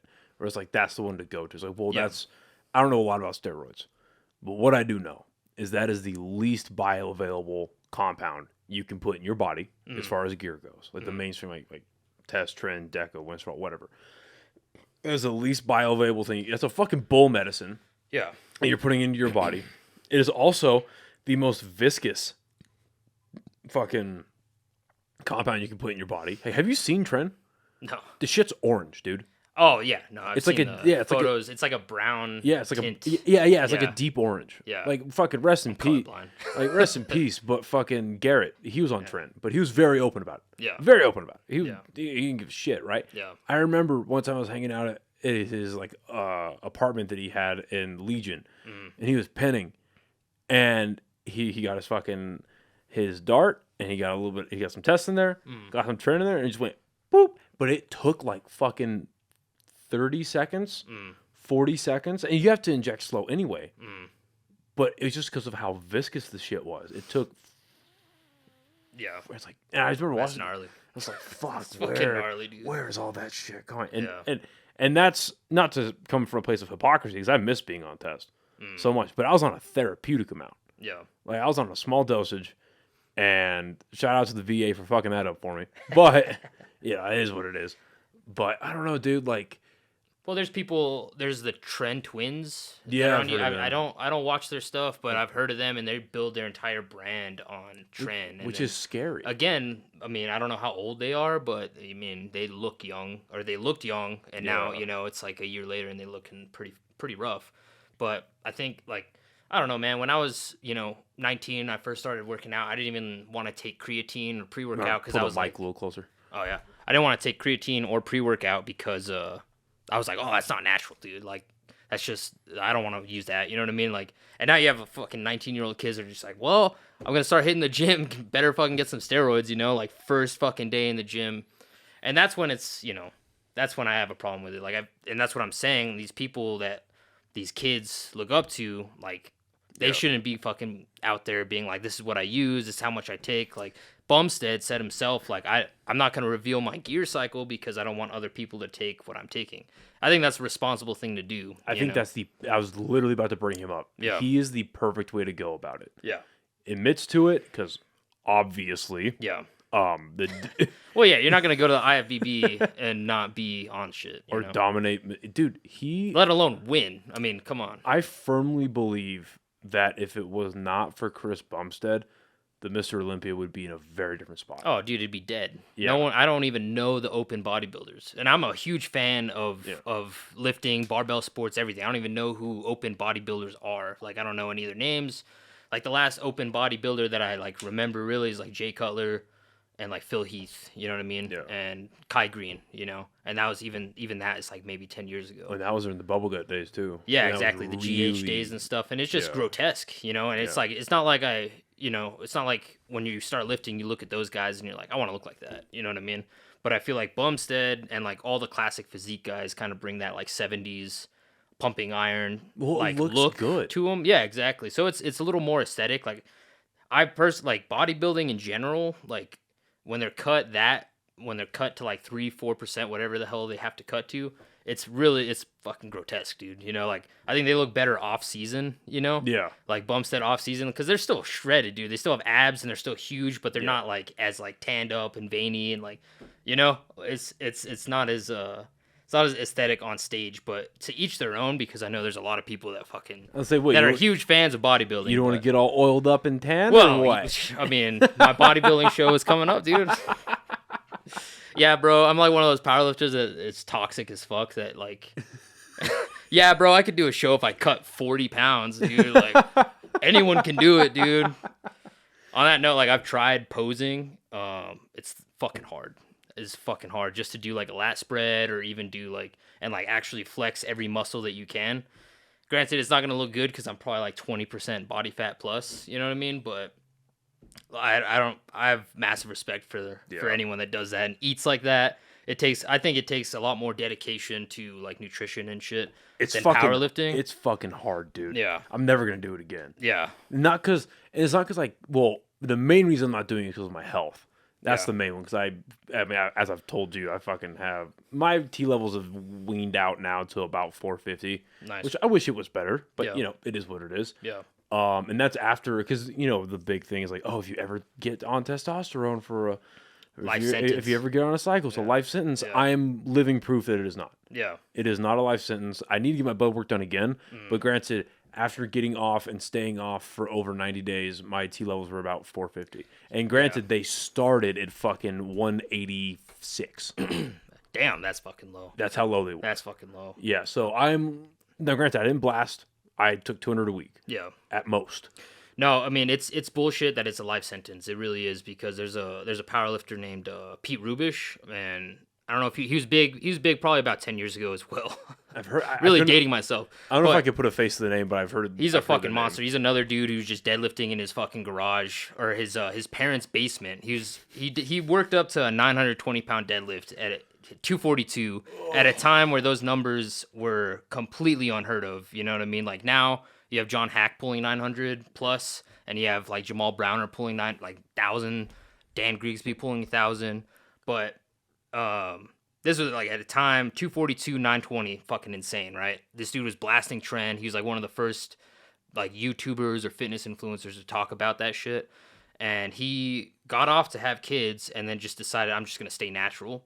And he was using gear, super open about it for like 10 years, and just completely went natural, and his test levels recovered, and he's still deadlifting like 700 pounds, and he like runs like 100-mile fucking marathons now as well. So I mean, it's all bullshit. Yeah. Well, I think he's training up for one now. I'm a close follower of his. I really like his content, but he's got some good shit to say about deadlifting too. I really like his approach to it and whatnot. Well, that's a scary gamble though for people that decide to cross over to the dark side. Is like, well, you could be one of those people where you're okay and you're good and you have to really worry about getting off. And as long as especially if you're on a lot of compounds, if you do your pro cycle properly, you'll be okay. Yeah. There's other people where they just take a bit of test and they tank their shit forever. Yeah, and see, that'd be me. Yeah. Or I just die or something, you know what I mean? No, like, dude, you're walking fucking testosterone. Do you get your blood work done? So I did. I remember telling you it was like in the 300s the last You last did tell year. me that, yeah. And I was a little concerned, but I was also like, well, maybe it's just overrated. Like a testosterone level, like, I'm pretty decently strong. So like, and I didn't feel any side effects or anything, but I got it done again. And I've been taking like vitamin D3 and eating a pound of ground beef every day for probably like 3 months, like just like normal, like that's bare minimum for the day. And then it's 1 pound a day. No wonder you're fucking worried about buying a bike. You're buying cows, bro. So fucking the test went up to 510 this last time. Fuck so I was happy with that. And I don't know if it's the beef or if it's the D3, because apparently the vitamin D is like basically a hormone and it fucking boosts your testosterone. Well, that's got to be variable too, because I haven't taken my vitamins like 2 months, but vitamin D3 is a daily supplement for me, and that was when I had low test too. Yeah. So that could also be a bioavailability thing. Does your body absorb it properly and use it properly and all that type of shit? But Jesus Christ, dude, a pound of fucking... Hell yeah, dude. Hell yeah. It's good shit, man. Are you still doing the gallon of milk? No, I stopped doing that a long time ago. Okay. I did that, dude. I did that, and I went from like 170, like pretty lean, to like a chubby 200, and then I just kind of like floated around 200, like kind of like recomping that whole time, just kind of building strength, and muscle. And I think, and then I made another jump to 220. And then I was just way too fat. I went down again to 200, and now I'm back at 220, and I feel... You're 220? Good, yeah. You're a lean 220, dude. No, I don't know about that. I'm like 20. I think I'm like 20 to 25%. I have like there's like a free what is it, like body composition thing that I'm gonna go to on the first and try to see where. Yeah, but you don't look like you're big, but you're not like bloated. You know what I mean? You don't have that bloated look to you. Appreciate it. Yeah, I'm like, I float, 225 to 220. I'm trying to get below 220 because that's where I compete in powerlifting. So I'm trying to get below that so I don't have to cut weight, basically. Yeah, that's fair. Is what I'm doing right now. Just exist at your weight so that you don't have to do crazy cuts. Yeah, pretty much. Yeah. Pretty much. And just get leaner for whatever. Yeah. But I have a meet in March. I still haven't signed up for it, but that's kind of what's next month. That's kind of what I'm training for right now. It just dawned on you that next month is your meet. Yeah, I mean, I've just kind of been putting it off, like signing up for it, because it's in Farmington, and I really don't want to go to Farmington. The fuck are they doing powerlifting in Farmington? That's what I'm saying, dude. I don't know why they don't just have it in Albuquerque all the time. But where is it? This gym called Train. I think it's Train to Win. I've been out there. I did something out there. I did another powerlifting meet out there a couple of years ago. Is it like sponsored by Iron Soul or anything? Or is it just no, it's a USPA meet. So there's like okay. a bunch of different federations, and USPA, New Mexico, I think. That's the only one I've ever competed in, but there's all kinds of new federations popping up here and there. What got you into competing? That, I mean, again, like, I think it was just that I had worked up to a 500-pound deadlift, and I really wanted to just do it in a competition. So me and Jamie both signed up for like a deadlift-only comp, and then when we got there, we were both kind of like, damn, we should have just done full power, because we had to wait around all day, waited for deadlift, and then you only get 3 attempts, and it was just kind of... But it like kind of lit the fire for competing. I'm not crazy about competing. I've kind of recently caught the bug since I competed in December, and I did pretty decent. Like I hit some numbers that I didn't like. The goal going in was a 600-pound deadlift, and then I got 617 on my 3rd attempt. I was pretty stoked on that. And for whatever reason, I kind of caught the bug, and I was like, I'm just gonna like next year, I'm just gonna compete like as much as I can. Because typically, dude, I mean, I don't care about, like, there's so many standards that you have to meet in powerlifting. Like, there's no straps. You can't hitch, you know what I mean? Like, your deadlifts and stuff like that. Define hitch. Hitching is when, like, you like, kind of, like, do this to get the bar up. You know what I mean? You kind of have to, like... It has to be a clean pull-up. Yeah, it has to be, like, a very standardized pull versus, like, when I compete in strongman, hitching is allowed, so you can. The strongman is like the wild west, dude. Like, you can just do whatever the fuck you want as long as you move the weight. You're good. And so I think strongman is probably like a better like test of strength in a way. Like true strength. Maybe like strength and like athleticism. And then powerlifting, because powerlifting is not very like athletic, No. It's kind of just interesting. Okay. It's power, it's strength, Yeah. And it's not very athletic, it's not very technical, People like to make it out to be some fucking technical ass shit, but when powerlifting was invented, like in the 60s, all American sport. When it was invented in the 60s, it was called odd lifting. Because the only lifting that they had was weightlifting. And that's Olympic, So the snatch, the clean and jerk, all that shit. So powerlifting was basically just a bunch of gym bros getting together to see who can lift the most weight on these lifts that just got them jacked. So squat, bench, deadlift, they kind of decided that those are the ones that get you fucking jacked, So there's nothing too, like, aside from, like, maybe depth on a squat, I was gonna say, because I hear a lot of complaints about so for the deadlift, they say your pull wasn't like streamlined enough. Yeah. Or for the bench, you didn't that's the one that makes no sense to me. Where it's like with bench, but correct me if I'm wrong. From what I understand is when you do your lift off, you have to bring it down and pause. Yep. And then that's some bullshit. You don't pause long enough, or you don't go down long, or whatever. Yeah. And then with squat, your depth isn't enough. Yeah. So your hips have to be below your knees on a squat, so it's below parallel. And then your bench, it has to pause. But that's so stupid to me. Yeah, I agree. If I had it my way, it would be a touch and go bench. Well, because you're killing all the momentum, and then aren't you more prone to injury by having to exert more power from a rested state up? I think you're more prone to injury for touch and go. Really? Because you're kind of bouncing it off. You're kind of it's a stretch reflex. So when you go down and you just do that, it's a stretch reflex. So it's kind of like you're stretching your muscle in a very fast way, and then you're immediately going the other way. So it makes it easier. Okay. But it also puts you at risk for injury when you're just bouncing, bam, right off your chest. Well, and I'm not saying you have to bounce it off your chest. I know a lot of people get in that habit, especially powerlifters. It's very bad for the sternum. But I'm just saying if it's the standard bench press. You have it, you come down, and you come up. None of this waiting for so long, having the pec muscle stretched for that long, because that can't be good. It's a lot harder. I'll say that. Yeah. It's a lot harder. Like I can probably bench 20 to 30 pounds more on a touch and go, and then if my ass comes off the bench, I can bench 80 pounds more than you know what I mean? So I think that they really standardize that to make it harder, for bench, which is good and bad, I guess, but it's so subjective because the judge who's watching to make sure that there's no more bar movement, and that's what dictates the pause. Once the bar stops moving, and maybe a second or so, then they'll say, press, and that's kind of when you go. So I imagine some judges, just like in boxing, some judges counts are longer or shorter than others. Well, yeah, and then you have local judges, who maybe they're like a stickler for whatever reason, and they have an ego of themselves, and they're like, well, you gotta pause. If I'm judging, you have to pause for 2 seconds. Or they have their homies in the competition. They're exactly. Something like that. It's just a local meet, it's nothing serious, dude. Yeah. You're not setting world records, so I don't know.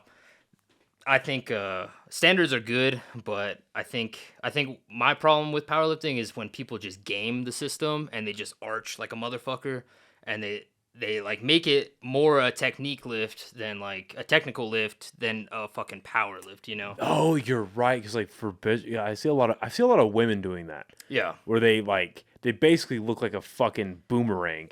And they're like this on the bench, and their arms are super wide, so the range of motion's really shortened like crazy, and it's just like. Bup, bup. So that's the issue I have with powerlifting in general is people will gamify the system to make it less about strength and make it more just about how big you can arch, or how less range of motion you can get, because the goal of powerlifting it's changed to being strong, from being strong to being moving the most weight possible. You get what I'm saying? So by any means necessary. So people are moving weight by any means necessary by arching their back. I see what you're saying. Going wide, super wide, And it's typically more like lightweight lifters that you see doing that. Like heavyweight lifters, I think probably are just less mobile. Yeah, Can't or have arch. big bellies or something. And maybe that's maybe that's their arch. You know what I mean? But it's like that. And then like the big one. Like, what do you think? Like, when people think of powerlifting, I think that they automatically think of Eddie Hall and the Mountain. Probably those strongmen type guys. Probably, yeah. So it's kind of a niche thing, but I think a lot of people also have like an idea of it where it's like, do you pull? What's up with sumo deadlifts? You know what I mean? Yeah. Like the ultra, because everyone sees the ultra wide where like the toes are like touching the plates. Yeah. And then they have that bendy ass bar, and they just use straps, and they like deadlift 700 pounds, but it's like 3 inches off the ground. You know what I mean? Yeah. And like I think all powerlifters hate that because these dudes aren't competing, but they're like, yeah, I'm a powerlifter, but they're like pulling with straps. These ultra wide sumo guys, they maybe deadlift conventional like 400 pounds. Well, and it looks better to do a standard deadlift. Yeah, for sure. You just look more fucking powerful. Yeah, Come on, man. I mean, I think in general, I think it's the more accepted deadlift. I mean, I have nothing against sumo, like people who pull sumo. It's more just like the people that fucking do it like that, where it's toe to toe and it's fucking, or like toe to plate, and it literally comes off the ground like by 3 inches. That's when it's like, come on, dude. But that has a lot to do with the bar, because the bar bends and flexes so much that they're able to do that. Yeah. And that's what I'm saying again. It's like they're using their leverage to move the most weight possible versus like using the strength to move the most weight possible. You know right. No, it makes perfect sense. Yeah. Yeah. So there's a lot of science, not a lot of science behind that, but there's some like beneath surface level. Dude, it gets fucking nerdy as shit, dude. There are some nerds out there for powerlifting, for like, fitness in general, and I guess I consider myself one of them because I watch so much and I read so much into it, but yeah, I just don't think that they're as technical as people want them to be. I think people want it to be like Olympic weightlifting, like they want it to be in the Olympics and shit like that. And I don't know, man. I just like the savagery of it, Yeah. I prefer like the fucking blasting music and just getting hyped up and just gripping and rip it. You know what I mean? Like, I hate, like, I don't want to say I hate, because it's fucking awesome to see people like with great technique like lift weights. You know what I mean? It's great. But for me personally, I'd much rather see someone grind out a nasty deadlift. You know what I mean? Fucking, just way more fun to watch. Oh yeah. No, and dude, like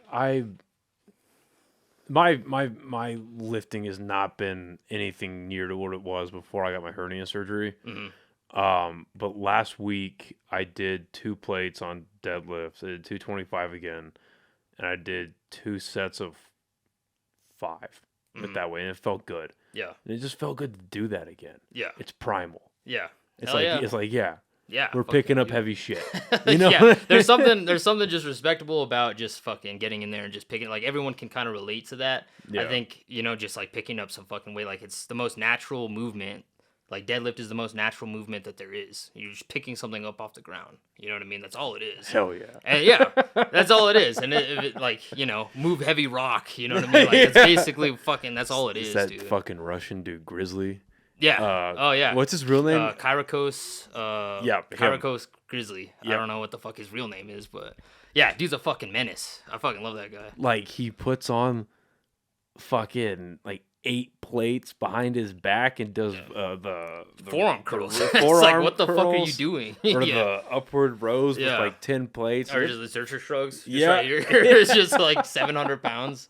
Yeah, that shit's ridiculous, man. But the one thing that does what worries me about is I love that this stuff is like becoming slowly more mainstream, right? And more people are getting into it, more people are liking it.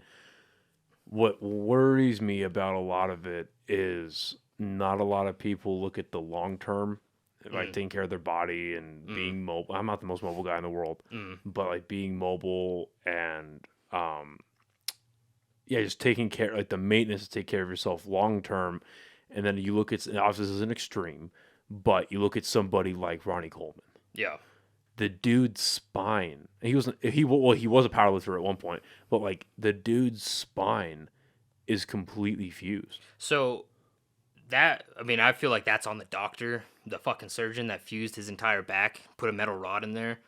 But a big part of that is also on him because he had a broken back or something like that. He had some sort of injury and he trained through it anyway, you know? Oh, Jesus. And he's just squatting. I mean, he's the fucking man, dude. He's squatting fucking 800 pounds as a fucking, like, IFBB pro bodybuilder. And his like, only regret is that he didn't do it more yeah, because exactly. he knew he had more in him. Like, dude, it's Ronnie Coleman, dude. Is the fucking the GOAT, right? But, I mean, like, people use that example a lot, but he's the GOAT. You know what I mean? Yeah. Like, and I don't think he has any regrets. Like, obviously, if you're just like someone like me and you kind of do it recreationally, like take care of yourself a little more. But if I had an opportunity to be the GOAT at any point in my life, you know what I mean? Like, come on, dude. Like, you do have the opportunity. You know what it requires. You know what it requires. Yeah. Just forget what the wife says for 10 weeks. 10 weeks. 10 weeks, yeah. See, I don't think it works like that, dude. I don't think it works like that. I think that's everyone's idea of it, dude. Like, oh, one cycle, dude. Yeah. We'll be fucking Bumstead, dude. One cycle, dude. And then it's a fucking rabbit hole and you have kidney failure or something, you know? Yeah, And that's what I found, the more and more you dive into, like, researching stuff like TRT and hormone therapy and all that kind of stuff, there's just so much, like, backdoor science to it that it's like, obviously you need to be seen by a doctor no matter how much you learn, but then it's like because of how relatively new TRT is and how accepted it is, and you can go to clinics, you can go to actual trained doctors, it's like what we know now and what we know in 20 years about it could be night and day difference. Yeah, for sure. For better or worse. Yeah, for sure. It's strange that it's so easy to get from, like, it's not easily regulated. Check the cameras real quick. Yeah, for sure. It's not as easily regulated as most people think with TRT, and I think there's a lot more risk factors than they kind of tell you. But at the same time, if you're low and you feel symptoms, then fuck it, dude. You know? No, yeah, exactly.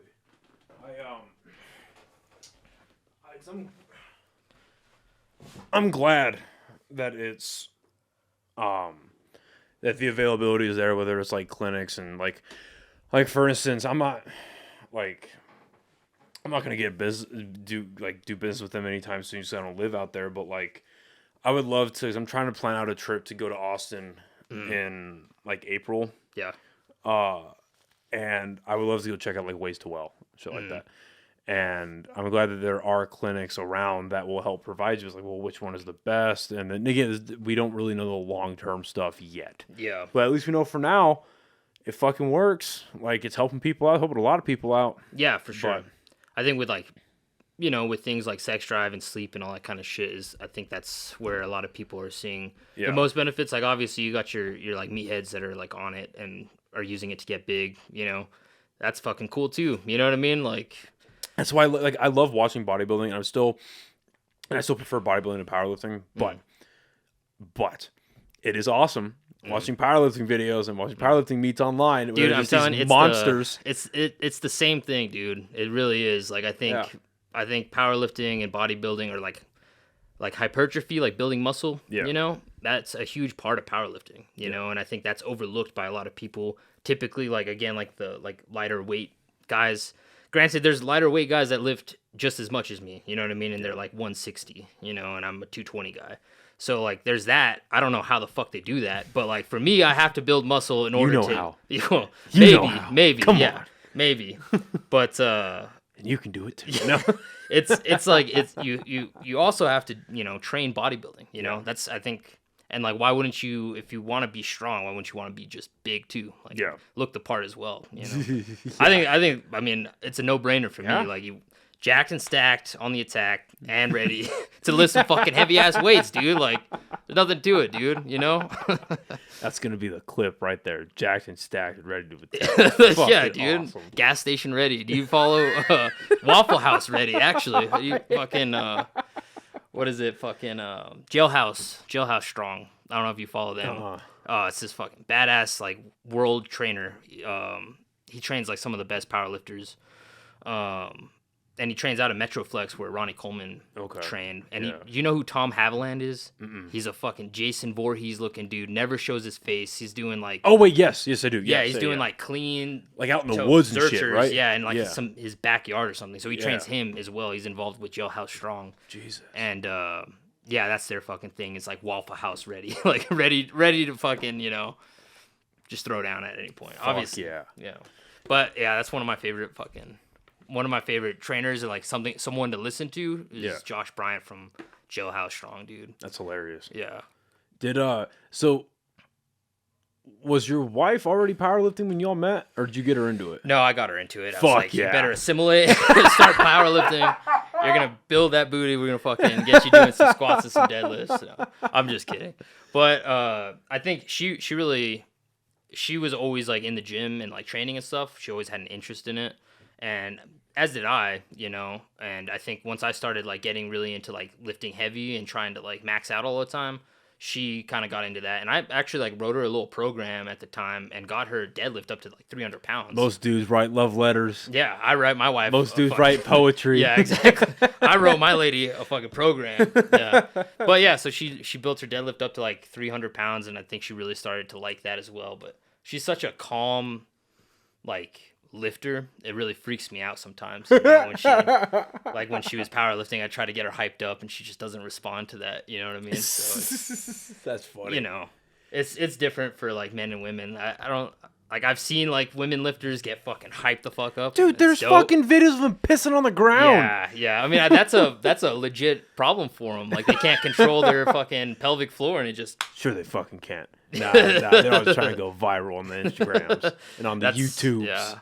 It's like those videos of chicks recording themselves in the gym, and they catch like a dude like look over for a second. Dude, that you is fucking big. Yeah, you know what? Because fuck it. Okay, here's my issue with that, and it's an obvious like you could go back 15 years from now, and if you told somebody, hey, this is where, or 20 years from now, and say, hey, this is where lifting clothing is going to go on the female side, nobody was surprised. You want to know why? Because we had jazzercise in the 80s and the 90s. Yeah. With 80s and the 90s, where they had the fucking leotards and neon colors. And it's like, okay, it was obviously going that way. You just couldn't get too sexual with it. But now, especially I've never been, but I've seen all the fucking like Instagram reels and TikTok shit of like Bradley Martin's gym. Yeah. Zoo Culture, where it's literally just an influencer gym. Yeah, it's disgusting. And it's just an influencer gym, and the women are wearing the bare minimum. Yeah. And it's like, we all know what you're doing here. So then you have and again, it's all just these women that are in the gym wearing these fucking neon colored whatever. And if they're not neon colored, they're still just as skimpy. Yeah. And we're dudes. Yeah. Sorry. Yeah. And then what really is funny about it is when the guy's clearly not even trying to lose, the motherfucker's like looking around. Yeah. Because, I mean, any dude who's been in the gym for longer than 20 minutes knows that when you get tired, at least for like, you start to lose a little bit of your vision, and you're like, okay, where's the next fucking plate? Okay, this is what I'm doing. Okay. Yeah. And you just go into autopilot mode. I mean, even so, I watch people in the gym. I'm just like, oh, what are they benching? Okay, cool. Yeah. Like that's good for them. You know what I mean? Yeah, and then all it's the like time. stuff like that. You're watching the people, especially a place like Iron Soul, right? Yeah, for sure. You're watching other people lift weights, Yeah. and then especially if you're at this is what I like on not going to a public gym. Yeah. Is because at a local place, not a ton of people. You still have to maintain your like spatial awareness. Yeah. Meaning like what's going on around you and that type of stuff. Yeah. But you have to do that times 10 in a public gym, like a mainstream commercial gym. Yeah. So it's like you're looking, like that's just how my brain works. Like I'm looking around, what's going on around me. Yeah. We live in a crazy world. Yeah. You know what I mean? That that type of paranoid type shit. Not Yeah, for paranoid, sure. but just aware type shit. Yeah. So you see that in a video, like, you pig. Yeah. Why are you staring at mine? It's stop. I think that whole thing has definitely died down. You know what I mean? I think it was like maybe like one or two videos, and then everyone was just kind of like, what the fuck, dude? Like, I think in general, everyone was kind of like, that's kind of ridiculous, you know? But yeah, it's just very stupid. It's pretty clear, like, just don't be a fucking creep, you know what I mean? Because creeps exist. Yeah, Not saying so they I don't. don't. Yeah, exactly. So I guess. Yeah, I'm just gonna leave it at that. Creeps exist for sure. Yeah, but like you don't have to fucking film them and then call them out on Instagram or whatever. It's like, it's never the creeps getting called out. That's what I'm saying. It's always the innocent bystander. Yeah, it's just like a random person. Yeah, it's always the innocent bystanders. Yeah, I don't know, man. So here's what I want to pick your brain about, if you don't mind. So how old are you? 29. Okay, and you got married last year, right? 2022. Okay, that's right. It's 2024 now. So you got married in 2022. So you're 27. Yeah. The culture around marriage is shifting, especially in guys our age, and it's shifting quickly, right? Has marriage always been something you've wanted to do? Or was that because you hear about a lot of guys who are like, man, I really didn't give two shits about marriage, but then I met the right person. Yeah. You know what I mean? So, and then especially like now today with social media and the way it is, and removing the element of just the access to amount of people that everyone has. Like the best way I've heard it put was by Andrew Tate, where he was like, the sexual marketplace has now been globalized. Yeah. Which is insane. Yeah. But it's the truth. Mm. I mean, it's the fucking truth. Like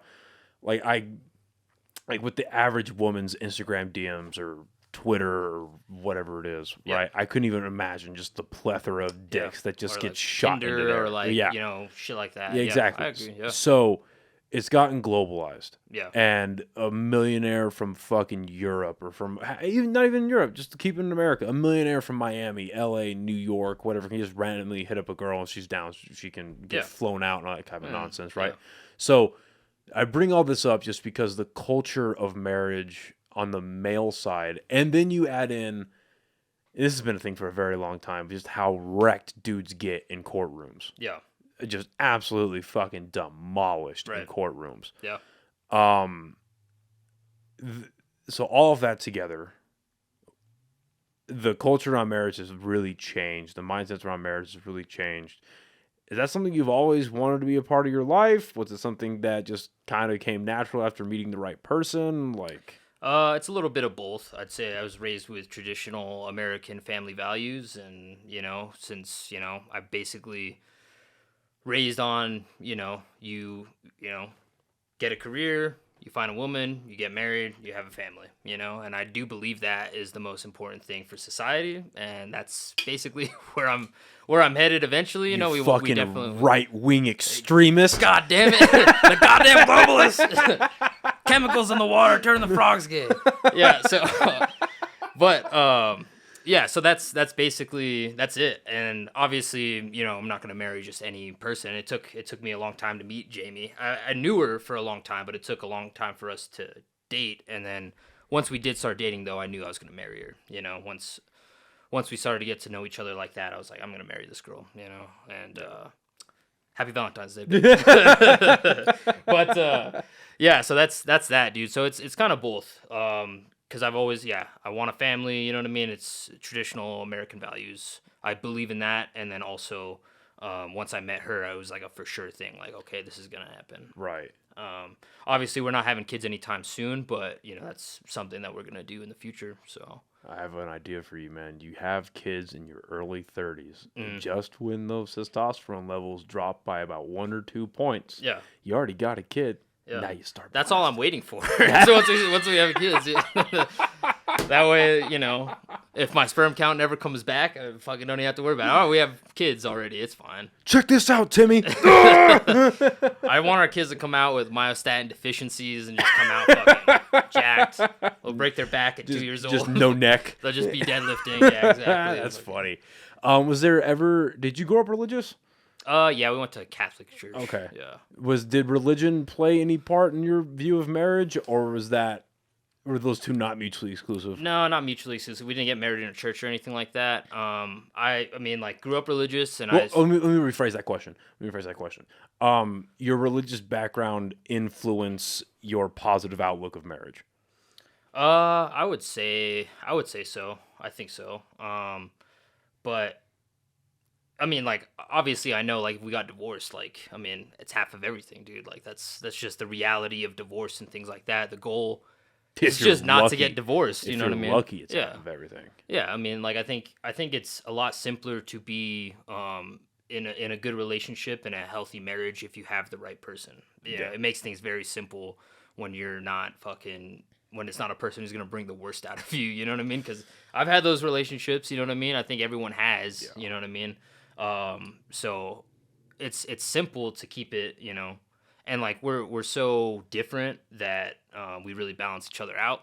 I have my strengths, she has her strengths, you know what I mean? I have my weaknesses, she has her weaknesses. So we're basically polar opposites, you know what I mean, as people, but we have a lot of similar interests in the middle that we can meet on, you know. Yeah. But so like I said, like I mean, my parents divorced, you know, and there's been a lot of divorce in my family and like marital issues. That doesn't fucking hinder me at all. I don't care. You know what I mean? Because I'm still going to do what I do or what I want to do, you know, and Jamie also agrees, you know what I mean? So, Well, and people, that's a good point to bring up, is people get crippled by that. yeah. People, because I mean, there is, fuck, dude, divorce, especially on my mom's side of the family. Divorce, because my dad's side of the family, I'm not very close to them anymore, unfortunately, but, you know, very Catholic, Hispanic, well, Mexican and then Hispanic family on my dad's side. And I don't know a lot of divorce that happened on that end just because of, and I think a lot of it is attributed to like I don't know, attributed to the Catholicism, Yeah. right? Yeah. How they will stay in horrible marriages just because they don't want to piss off God. Yeah. And that's just how that's like the strong thing in Catholicism. But then on my mom's side of the family, fuck, like my parents are divorced. My aunt unfortunately is divorced. My grandparents, fucking, they like both sets got divorced. And so it's like that is just absolutely rampant. Yeah. And you're right. Like I'm not letting that necessarily hinder my view of marriage, whether or not I'm going to do that in my life. But there are a lot of people that do. Like, well, it's so common in my side of the family, and it's not even worth the fucking time. And you know, just I think it like times are different where you don't have to just marry your high school sweetheart. You know what I mean? And like, or just get married so young. You know what I mean? Like 27, you know, I don't consider that super young. You know what I mean? Like 30s, you can get married in your 30s, 40s, 50s. Like it really doesn't fucking matter if when you meet the right person, it is what it is. You know what I mean? So it's a strange thing to. I mean, because back in the day, obviously you had to rush the shit because life expectancy was lower. You also wanted to have a family because the sooner you had kids, the sooner they grew up, the sooner they became farmhands. Yeah. So it's like you needed more people around. But now it's like it was out of necessity before, where now it's more out of like a trust. It's like a partnership. You know what I mean? Like.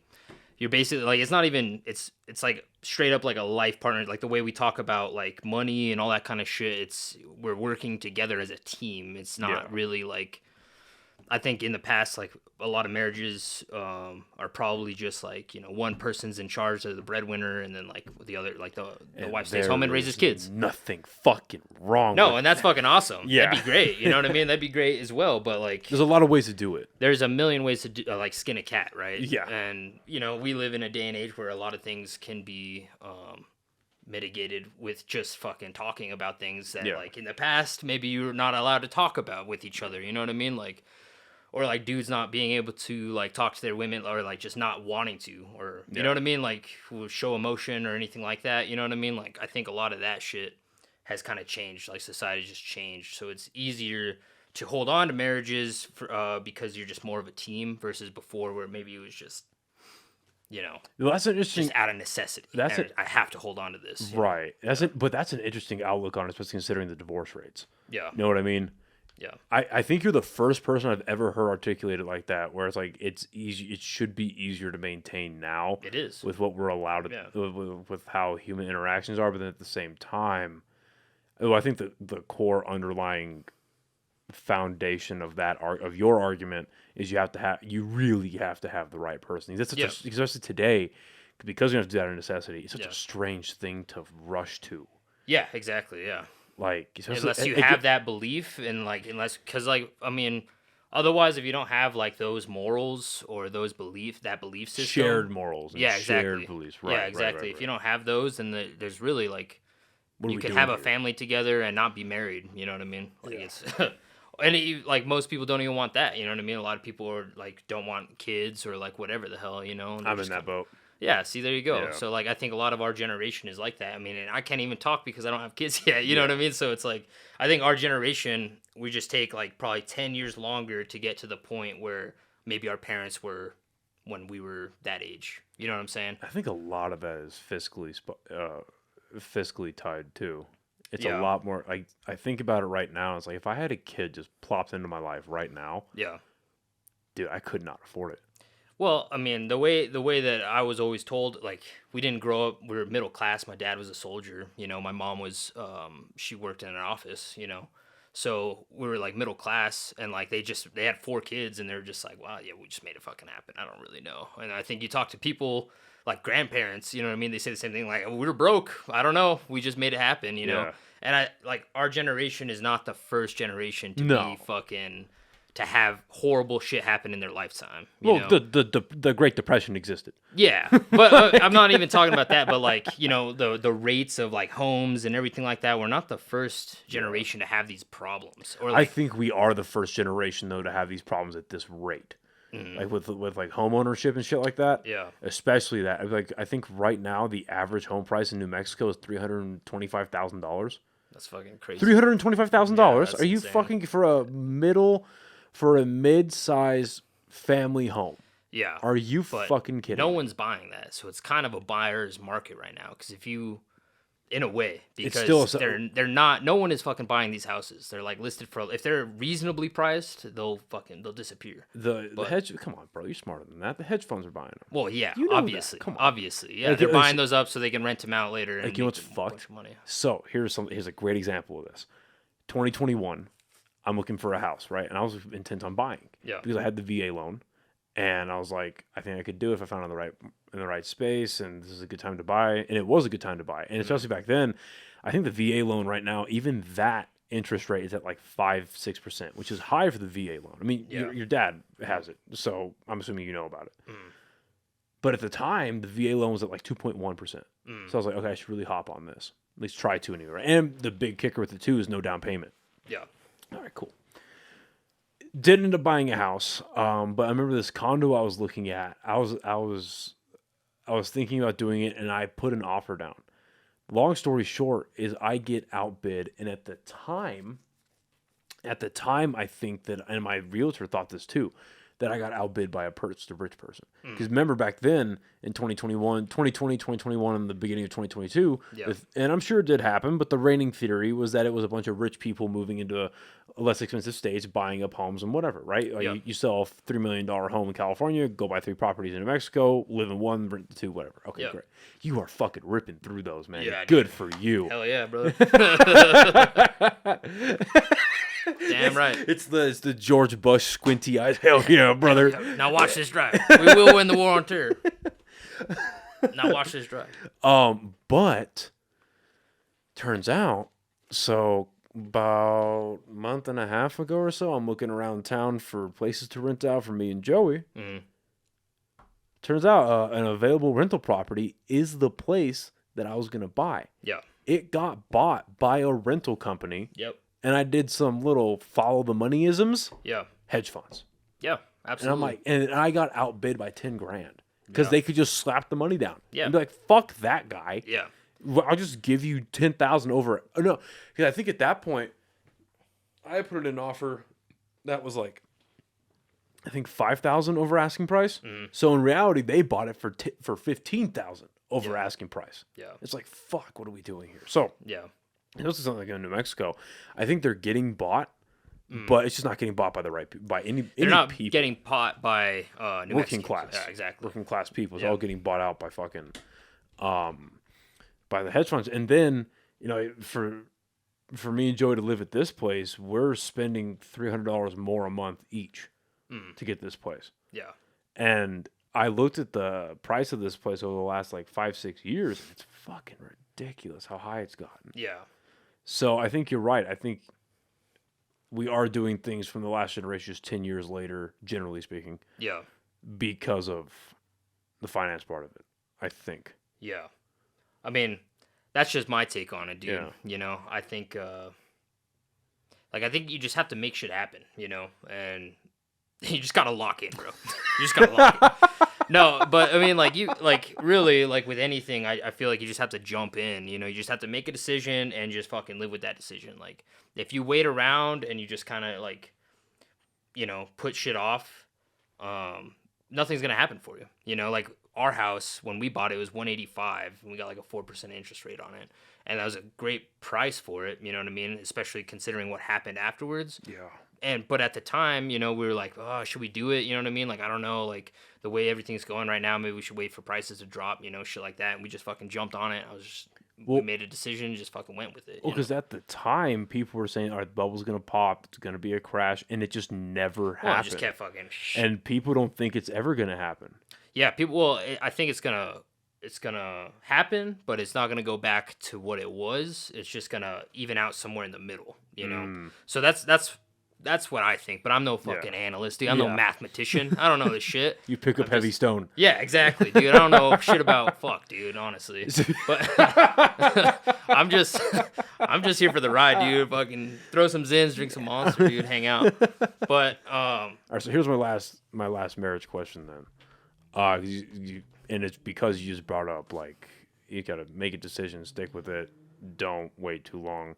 What were there any major like checklists, like discriminating factors for where you wanted to be? That's another big conversation right now too. Is like, guys, like, the best way I've heard it put was by Steve Harvey, as far as marriage goes. Women have a biological clock. That's inherently explained, right? But dudes have a financial clock. Yeah. And generally speaking, dudes want to get to a point where they feel like they can provide for their wife, for their future family, whatever it's going to be. Yeah. Did you have any kind of mental checklist like that? Yeah, for sure. Dude, when I started dating Jamie, dude, I was working at a fucking golf course. Cutting grass, dude. Hell yeah. Yeah, dude. Working man. Yeah, bro. Like, I worked for Parks and Rec teaching skateboarding in Denver. Fuck yeah. It was a part-time job. That's where I was at in life, dude. I had like $30. You know what I mean? Like, I had no fucking money. I was living in my sister's basement. No fucking money. And then we started dating, and like I said, I was fucking like, well, you know, I'm real serious with this woman. Like, I really want to marry her, but like, I'm a piece of shit right now. So I got to get my shit together. And at the time, I had let my like EMT license lapse and all this kind of shit. I just kind of got out of EMS and like moved to Denver on like a crazy trip, honestly. Just like, I need to figure shit out, basically, is what it was. And so I moved out there and was basically still being a piece of shit, drinking, watching UFC and whatever. And then we started dating, and then you let a woman get in the way of your American dream. I know. Hey, dude. wait a minute. Living in my sister's basement, that's the American dream. But yeah, so after that, I got my license, everything like that. She moved up to Denver. I was working back at an ambulance company. You know, everything was better. But the end goal was always fire department. So after that, applied and then got in. We moved back. And then after that, I was like, you know, basically told myself, like, you know, once I make it to the academy, I'll propose and we'll figure that out. Because that was always a career goal. But, like, it's strange because I feel like you'll know when you meet the right woman because of that. It'll kind of set you straight to be like, well, I got to get my shit figured out, you know, because... You know, otherwise you're kind of just like flying by the seat of your pants and just kind of like, well, fuck it, dude. Like, I don't care. I'll just fucking skate and just chill, drink. Because your responsibility levels are lower. Like, you have to take care of yourself, obviously. But dudes left to themselves, dude. Fucking dude. You start a podcast like a fucking moron. Hell yeah. Dude, my fucking TV was on a fucking like. On a little thing, and I had like a foldable chair, and I would just like watch TV on a foldable chair, and then I had my laptop on the floor, you know what I mean, and then I like in my room, no bed frame, you know what I mean, like fucking keep talking to me, dude. Exactly, it was the same shit, dude. Music's to my ears. Keep going. It was great. One set of bed sheets, right? Yeah, one set. Why else would you need more, dude? You got your fucking Glock on the counter, and you got your bed right here, and you're fucking good to go. TV's out there, fucking set, dude. Dude, happy. My first apartment, because I had my apartment, and it was like, I lived there by myself. My buddies like floated in and out like a fucking foster home. Yeah. And it was a party. It was a great time. And what we used for a TV stand, I worked at this diner off of Rio Grande. It's called Central Grill and Coffee House. You ever heard of that place? No. It's off of Rio Grande and Central. It's a pretty cool little place. But I worked there at the time. I had that job, and I had another serving job at Pelicans. Yeah. And so I was like, fuck, I need a TV stand. But I'm not going to fucking I can't afford a TV stand, and I don't trust these walls to hold the TV mount. Yeah. So what we did is we went to the back of my work at like 10 o'clock at night because the cameras didn't have lights on them. Yeah. And we just took 2 milk crates from the back of the place, and we used 2 milk crates as a TV stand. We had the futon. Fuck yeah, dude. Yeah, we had the futon. We had the fucking little $50 the coffee table, quote unquote. Yeah. It's all we really needed. Dude, that's all you need. We had a rotating. We never ran out of whiskey. Yeah. We never ran out of pot roast. Yep. Or not chuck roast. Nice. It's all fucking yeah. Fuck yeah, dude. For me, it was eggs. It was eggs Yep. and Coors banquets, Budweisers, Fuck whatever yeah. the fuck, dude. That was it. That was it. And like dudes will just live like that, and it's fucking fine. Like you just kind of adapt. You're just like, well, this is my situation, and I'm cool with it. You know what I mean? But like I said, once you find one, you're like, well, shit, And then she comes in and she's like, oh, nice place, and you know what I mean? Like, yeah. I don't know. It helps a lot, actually, because then she starts fucking helping you fucking buy shit, and like figure things out, and you're like, hey, it actually looks respectable in here. Like, holy shit. She put a fucking plant in the place. Yeah, exactly. She put live, laugh, love on my fucking walls. Yeah, exactly. Eat above the kitchen so you know what to do while you're in there, Yeah, dude. So, yeah, I think that's it. But I fucking, those days are fucking nostalgic as fuck for me, dude. Fucking living off of garbanzo beans and eggs and shit, dude. Fucking shooters, dude. 99-cent shooters. That was one of the funniest societal responses in New Mexico when they got rid of the shooters. Oh, dude. So what did the sacrilege? So what did the liquor companies do? They made bigger shooters. Yeah. Yeah. They so you just have to buy a little bit more. You can now buy party packs of Fireball and fucking Banana 99s and all that type of shit. Yeah, dude. That was one of my favorite things I ever saw. It was like, fuck, there's no way they're getting rid of shooters forever. Yeah. That's like New Mexico culture. Yeah, like they're nationwide. But in New Mexico, to get rid of them, that's not going to be a thing. Yeah, why is that? Why is the shooter the fucking... Do you want to know the actual reason why, where it started? So it started in either... It started on the reservation in either Grants or Gallup because the DUI rates were too fucking high. Damn. Well, that's just sad. Yeah. Fuck. Yeah. So they were like, we need to get rid of shooters. Yeah. And they started in one of those reservations. I forget which one. And I don't know the actual reservation names, but I know it was either Grants or in Gallup. Yeah. They started out there, and they're like, okay, we need to make this a state thing. Yeah. So they made it a state thing, and then it took like less than 90 days. And then they were just like, okay, we're just going to make bigger shooters. Yeah. Here you go. Yeah. And we'll make them fancy, too. So you can get like a little... I remember one time I got a little... It was like maybe... I don't know, like compared to my phones, maybe like that big or so. It was a little... And it was glass, too. It was like a little Johnny Walker Black Label thing. It's like, oh, that's neat. Yeah. It's like $8, so way overpriced. But it's like, oh, that's kind of cool. Yeah. That's the shooters now. Yeah. So it's like 2.5 shots. Yeah, so even better. Yeah. They just found a way to make it better, dude. Yeah, exactly. Yeah. That's fucking hilarious. Yeah. Fuck, man. This has been fun. Yeah, hell yeah, dude. Thanks for having me, bro. Dude, thank you for coming Good by. times. I'm going to do this again. Hell yeah, dude. Good time. Just kick back, hang out. Fuck yeah, just dude. Fucking sick. Yeah, fucking usually at the end of the episode, I ask my the guest to plug shit. But no, you give a fucking... Put me on... just Jake Semeniuk. That's it. Because you have your YouTube channel. I do, yeah. Yeah. And I fucked up and like changed my channel name, and then like everything fucking changed after that. Okay. So it was Far Beyond Driven, and that's a Pantera album, and that's just what I used for that. And so I was like, oh, maybe if I change it, I'll get some different because I don't think if you look up Far Beyond Driven, it's just gonna be Pantera. Right. And I changed it like 3 times and then fucking just killed everything, dude. I was like, well, fuck it, dude. I still just throw my like lifting. It's all the same shit that's on my Instagram, the Jake Sod Instagram. So yeah, if you want to watch fucking lifting videos, dude, that's it. The garage setup is sick. It's sick, dude. I need to get back to those fucking roots, dude. Like I said, fucking been lifting in Iron Soul, which I love Iron Soul, dude. I fucking love that place, but it's starting to get warm outside. I need to fucking get some garage sessions going. Fuck yeah. All right, well, thanks again, buddy. Hell yeah, man. I want to do this again sometime. Hell yeah. It's a lot of fun. Thank you, everyone, for listening and watching, and we'll see you next time. Bye, everybody.